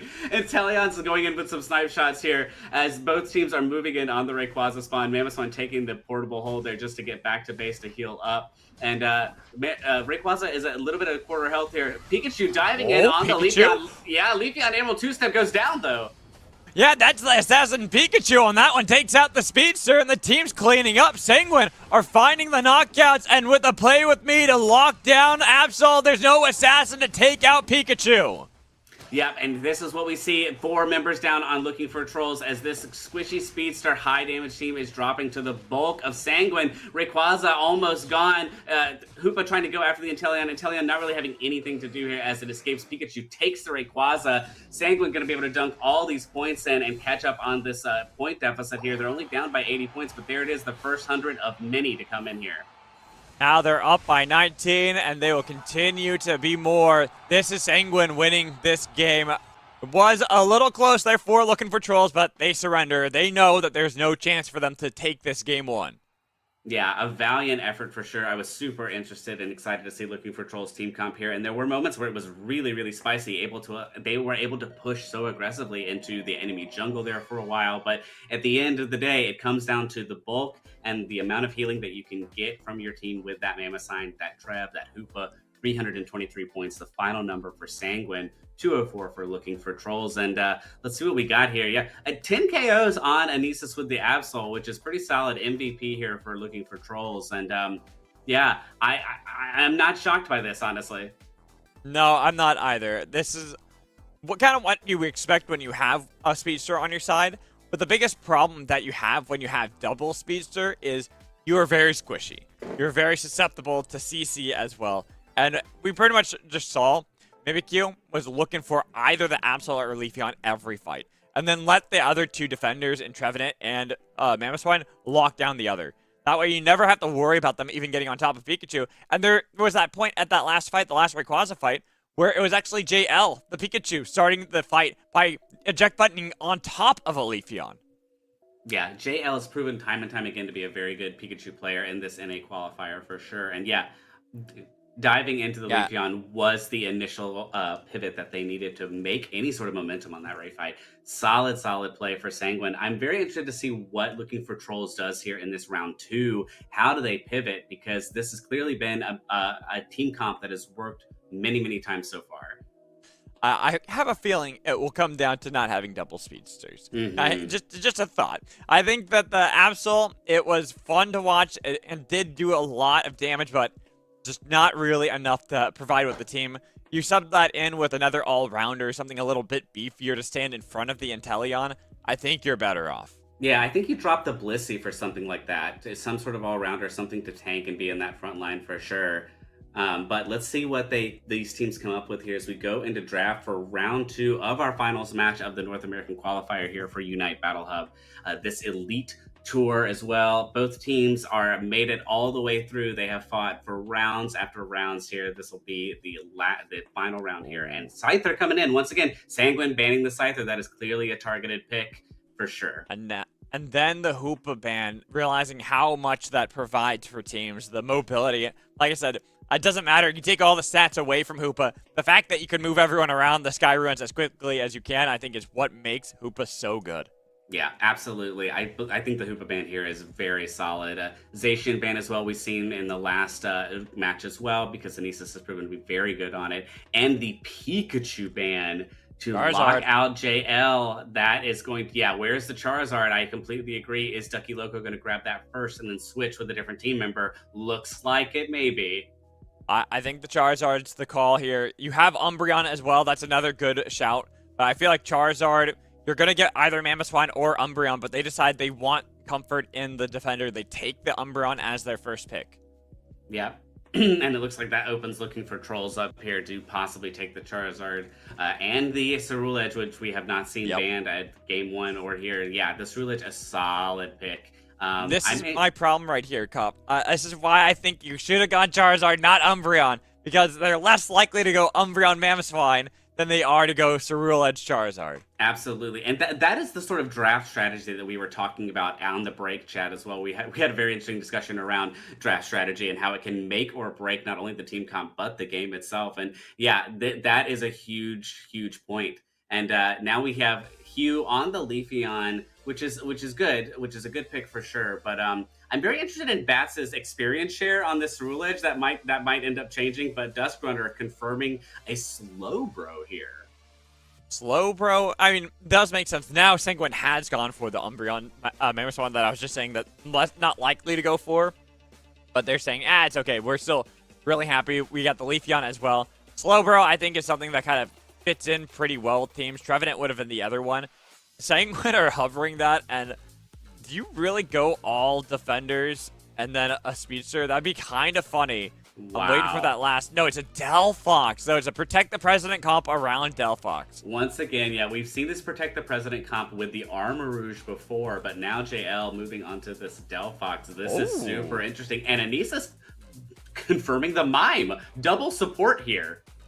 Yeah, they're pretty much putting everything on to the fact that Drill Edge does function as a weird all-rounder speedster kind of combo, and then you have good tankiness and still good damage that is consistent out of a Charizard.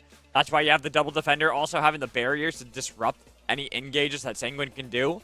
But I think Sanguine, the big thing for them is they don't really want to start fights. They just want to let JL get poke as Delphox and then have the Leafeon come out of nowhere for the RKOs. Yeah, that's a solid strategy for sure. Just let JL do what JL needs to do, sort of chip away at that damage, and then come in and clean up when you need to. I'm very interested to see this triple defender is crazy, but it's gonna be able to have the damage output and also have the bulk that, like, yes, you've got the Mime who's got a lot of like burst damage on that diffusion barrier, but is it going to be enough to stop those defenders? Not really sure. Yeah, I mean, it'll really depend. And I want to see if we're going to have that Cursed Trevenant again in this game. Just go for something that can still do a pretty decent amount of damage, especially the health damage that you're able to do with that. That could help provide, especially because this is a composition drafted by Looking for Trolls that has to play close. They're close combat. It's all melee. They're going to be right into you, so you know how they are going to attack in each of these fights. And as for Sanguine, they only have to protect Delphox. Just make sure Delphox gets the fireworks off, gets the damage, gets fire spin. Because Sanguine, with a 1-0 lead going into game 2, just need this one play to work. Yeah, absolutely. So Sanguine's got the Leafeon in the jungle as well, as the Surledge is in the jungle for Looking for Trolls. We've got the Eldegoss and the Mime up top already. Trev starting to get a little bit of a stack in, needs to get those in early. Umbreon trying to get to the goal to get these 2 points and might not be able to make it in time, is going to get the berry just to stay alive. Leafeon already rotated up for Sanguine, going to dive in onto this Mr. Mime. It's got an eject button out just to get the berry. Nice. I actually like this from the side of Sanguine. Attack top side, the double supporters, so even if they have decent enough base damage, it's not going to contend against that of a Leafeon. Leafeon already there, getting a lot of pressure back. They're only now hitting level 4 on Mime, and the ulterior camps are going to be spawning here in just a little bit of time. Yeah, we also saw the Swinub counter invade happen once again with Sanguine. It was able to go through and then down and around, forcing that Surledge to respawn. And now you've got 4 team members down on the bottom lane for Looking for Trolls, while Mime holds up the top lane with this Altaria. Not sure what Hugh's doing here, just standing. And, yeah, a disconnect. We might have a disconnect here. Yeah, I'm wondering if it's like a disconnect. Yeah, that's what I was like watching it for a second. I'm like, uh-oh. That doesn't look too good. So yeah, it was a disconnect. We're going to have a quick pause on that one. But I still do kind of want to talk about, I feel like there is a problem for Looking for Trolls. The fact that they did send both supporters in the top side, that now you're pretty much putting it, like, you could go for the Elderglock if you want to get the attack speed, attack damage that you have for that. If you want to really be looking for Trolls and living up to your name, but then you're still trying to get through these defenders. Yeah, absolutely. And it's interesting, like, Looking for Trolls knows Sanguine's plan, right? They know that the Swinub invade is going to happen, and they know that, for the most part, that rotation always happens up into the top lane with that Leafeon or whatever speedster is in the jungle for Sanguine. So why put the double supporters up there? Because Mr. Mime's damage is not going to spike soon enough. And it looks like, chat, we are trying to resolve this disconnect here, but I hope we're able to get back to the game, and we are indeed. Let's go. Perfect. All right, just a bit of a disconnect there, but able to get back into the game, and we see more points being dunked in because the Mime gets me and looked and is like, I guess I can't really do anything against you guys, can I? Yeah, just throws the confusion, tries to push the Umbreon away, and then walks back to the goal. Look, Umbreon served very well last game, and it hopefully will do good this game as well. Look, Umbreon, one of my favorite pokes. The Delphox, level 5 right now for JL, trying to get those 30 points in. Oh, gets the full 30. That's a little rough there for looking for trolls because that is giving this Delphox what it needs, which is experience to start leveling up. And they can move towards this fight in the central path with the Umbreon getting the flamethrower damage. Burned a lot there, but not quite enough to get KO'd. Not quite enough indeed. It looks like the Delphox is going to get crashed on by the Slowbro and the Charmeleon down that bottom lane, but Trev's trying to dunk 9 points against the Mime, able to get it done. Leafeon comes in to try and help. Mime trying to push them out. They're really just trying to get the stacks in where they can, as Mime is doing trying its best to get in there. Ceruledge and Eldegoss rotating up to help it out. That's 4 in the top path. We're looking for trolls, getting a lot of damage dealt to themselves, though. Ceruledge realizing that. So they had to get everyone on top of the Umbreon just to make sure they got the KO. But now that Leafeon's here, huge Horn Leash almost was able to get all 4 members there. But that's going to be the pullback in with the Razor Leaf. And then the Emerald 2-step just in the nick of time. Top lane 2v4 for Sanguine. Wow, 3 down for looking for trolls in that top lane as that closed the goal. We have both Regieleki spawning up top and the other Reggie down in the bottom lane spawning. Delphox coming in here, looks like it's going to be that Fire Blast, which is high damage, high burst for Sanguine, which is exactly what they want out of that Delphox, to hide behind these 3 defenders and be able to chip away at looking for trolls this team comp. Yeah, looking for trolls now are going to be questioning their draft here and how this game is really working for themselves because they've got the Snowball to contend against in the Leafeon. They've also got to deal with this Delphox that has been untouched throughout it all. So been able to farm up the experience and now is picking up the KOs. Yep, Slowbro drops to the Delphox as well. Meanwhile, Sanguine's Leafeon is moving in to get that bottom objective. Umbreon able to dunk some points in as well. It's the Delphox Unite coming in to try and stop looking for trolls from pursuing further as they make the escape there. And Leafeon confirms the Regice. I think that's actually a smart call there. Very defensive zoning Unite there just to make sure that there wasn't going to be the chase down since they had Leafeon on top of the Regice. But now they've put themselves in a bad spot. Revenant ran only onto the Pillow Swine with a nice Horde Leech and then bringing in the trees to try to take it back to looking for trolls. Into the back line goes Leafeon. Double knockout. Mime going the wrong way and look at that Leafeon sprinting through everything to pick up the triple and then start to get these dunks. Actually, it's a quadra off of that. Quadra, that Leafeon dove so far back into that back lane. It said Fluxzone, never heard of it before. Mamoswine and Leafeon going to be taking the blue buff here for looking for trolls. And now Sanguine basically just has to keep applying the pressure. They do not need this Ray. They do not really need to do anything except maintain control of the map and make sure that looking for trolls doesn't get too far ahead of them. I mean, Sanguine are well ahead themselves. They don't really have to worry too much unless they play a little bit too greedy. They go for the play onto Trevenant and top path, but now you are getting tanky, and this is the whole thing with the Protect the President comp, is you have to get through these tanky members, but the tanky members don't even need the President around to still be able to absorb all the pressure. Yeah, absolutely. Trevenant waiting in the grass here, as well as the Ceruledge and the Mime and the Slowbro. Both teams just waiting to see who's going to make the first move. Mime traps the Mamoswine, pushes in with the confusion, but Mamoswine able to get out.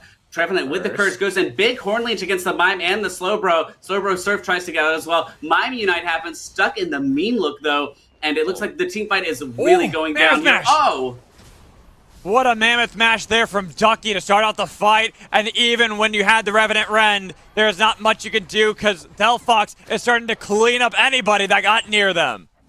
And once again, looking for trolls, down 4 members after that team fight with Sanguine. I hope that doesn't continue to be the case for them, but every team fight has ended in that same situation. Trev taking the Regieleki, going to be able to push into this tier 2 goal as the team fight once again breaks out. Slowbro Unite goes into the Trevenant, trying to take it down, not going to be able to. Huge Horn Leech from the Trevenant once again. Mamoswine dives into, able to take out the Mr. Mime and the Slowbro. Mamoswine comes in, Ice Fang Charizard, and it's down 2.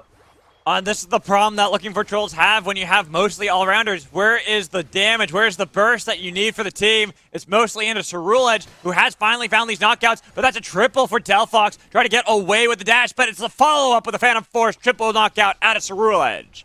That's going to be a great catch-up experience for looking for trolls taking down that Delphox, as they still have their level 12 Ceruledge and a level 9 Mime, level 9 Eldegoss. Meanwhile, Sanguine level 10 and 12 and 13 also ahead on the points, 320-7. Mamoswine dropping Ceruledge here in the middle here of the jungle.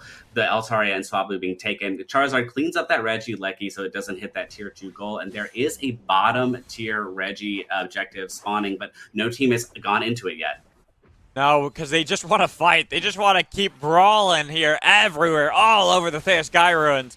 And this is enabling Sanguine to start getting objectives for themselves, get the push back. There's only that top path pad that they have outside of their base pad, which is going to be devastating here for looking for trolls. There's already such a massive lead for Sanguine. We're looking for trolls. They have to have a miraculous fight at Rayquaza, and we're already seeing how difficult it is for them to get past just two of the defenders and the president right there. Yeah, for sure. I wouldn't be surprised if we see Sanguine just sitting in the jungle trying to stop them from going into the Rayquaza pit at all. I mean, that Registeel buff secured by the Leafeon is going to help really put the damage out to try and stop looking for trolls. I mean, they really need to rally together, make a play, have a miracle happen here at this Ray fight in order to take this game. Yeah, Cop, I'm kind of looking at this, and I think it is all on to looking for trolls as a real edge to win this game. Get into the backline and get rid of Delphox, but how do you do that when there's a mean-look Umbreon? Yeah, absolutely. I don't know how, but they're going to have to figure it out, right? Trev coming in here already in this top part here, trying to go after the Charizard and the Mime and the Eldegoss. Trev might be caught here. This is pretty dangerous. Big Hornleech, big Unite come out, and Eldegoss has to Unite just to survive, and Mime is down, Slowbro is down, Charizard's down, and Eldegoss is down immediately. Wow, that was so fast. That's the problem right there, Cop, is that you can get the knockout on a Delphox, but at what cost? Your entire team. That's what it was. And Sanguine, with that surrender from looking for trolls, will be the winners of our first NA qualifiers. Wow, congratulations, Sanguine. That team comp was something else. Our final numbers here, 320-7. Didn't even need to really worry about the Rayquaza as all 5 members of Looking for Trolls went down before the Ray was even secured. I mean, this is 14 KOs on the Leafeon for Hugh. That's amazing. It's every speedster's dream with how that game went was already far ahead, where you have things that can absorb the damage a little bit when you have all-rounders and you even have the Slowbro, but the Leafeon's already like 2-3 levels ahead of you, so your resistances, your health is still negligent when it comes to how much burst can be done by Leafeon. Yeah, for sure. And Umbreon here, 65k healing. We've talked about it many times before, but Umbreon's such a solid healer right now with that Wish. And Ducky doing great. I mean, I really love this team comp from them. The Trevenant and the Mamoswine and the Umbreon, this triple defender. Protect the President with any sort of ranged attacker. We saw the Armarouge earlier, now the Delphox. This is a great team comp for sure, and I hope they continue to work on this and bring it back and keep succeeding with it. Yeah, and that's why they end up winning with a nice 2-0 in the grand finals for today. And so Cop kind of looking at how these games were, how the entire day of the NA qualifiers are. It's like kind of our first look really at how NA might be adapting to the meta. Are there any big standouts that you have with looking at the entire day? I think, for me, the picks that we predicted early on for bans were solid. I think Armarouge, I was expecting to see more of that Fire Spin Armarouge, that sort of football player vibe that we were talking about earlier. But to see only the cannon Armarouge and the ranged attacker side of it really surprised me. But it worked out very well. Yeah, I've been seeing a lot of that over in Europe, that we are getting more of the armor cannon just because it has that long-range burst damage. But it's also kind of like one of those personal things. I like playing the Fire Spin as well. I think it's fun, but then you're more like an all-rounder at that point. It's very interesting to see how these changes are and how they'll continue to adapt, especially as we look forward for more of our scheduling here at Battle Hub and how more games will be played. We have another qualifier that will be taking place over on Thursday on the 17th, so don't forget about that. We have our second qualifier for NA on the 22nd. EU will have their second qualifier on the 24th. Then there's the last chance qualifiers on the 26th with the main event on the 27th. Yeah, super excited. I'm very, very happy to be back here. And thank you so much, chat, for hanging out with us. Once again, congratulations to Sanguine for taking this in a qualifier #1 for Unite Battle Hub and this Elite Tour. This has been an absolute blast. Magical, this is the first time we've cast together, and I've had a wonderful time. Kyle, I know you're out there resting, getting food, whatever, but it was a blast to be with you as well. So I hope you all have enjoyed this, and tune in Thursday for the first of the European tournament. And once again, my name is Cop, and thank you all for being here on behalf of Unite Battle Hub.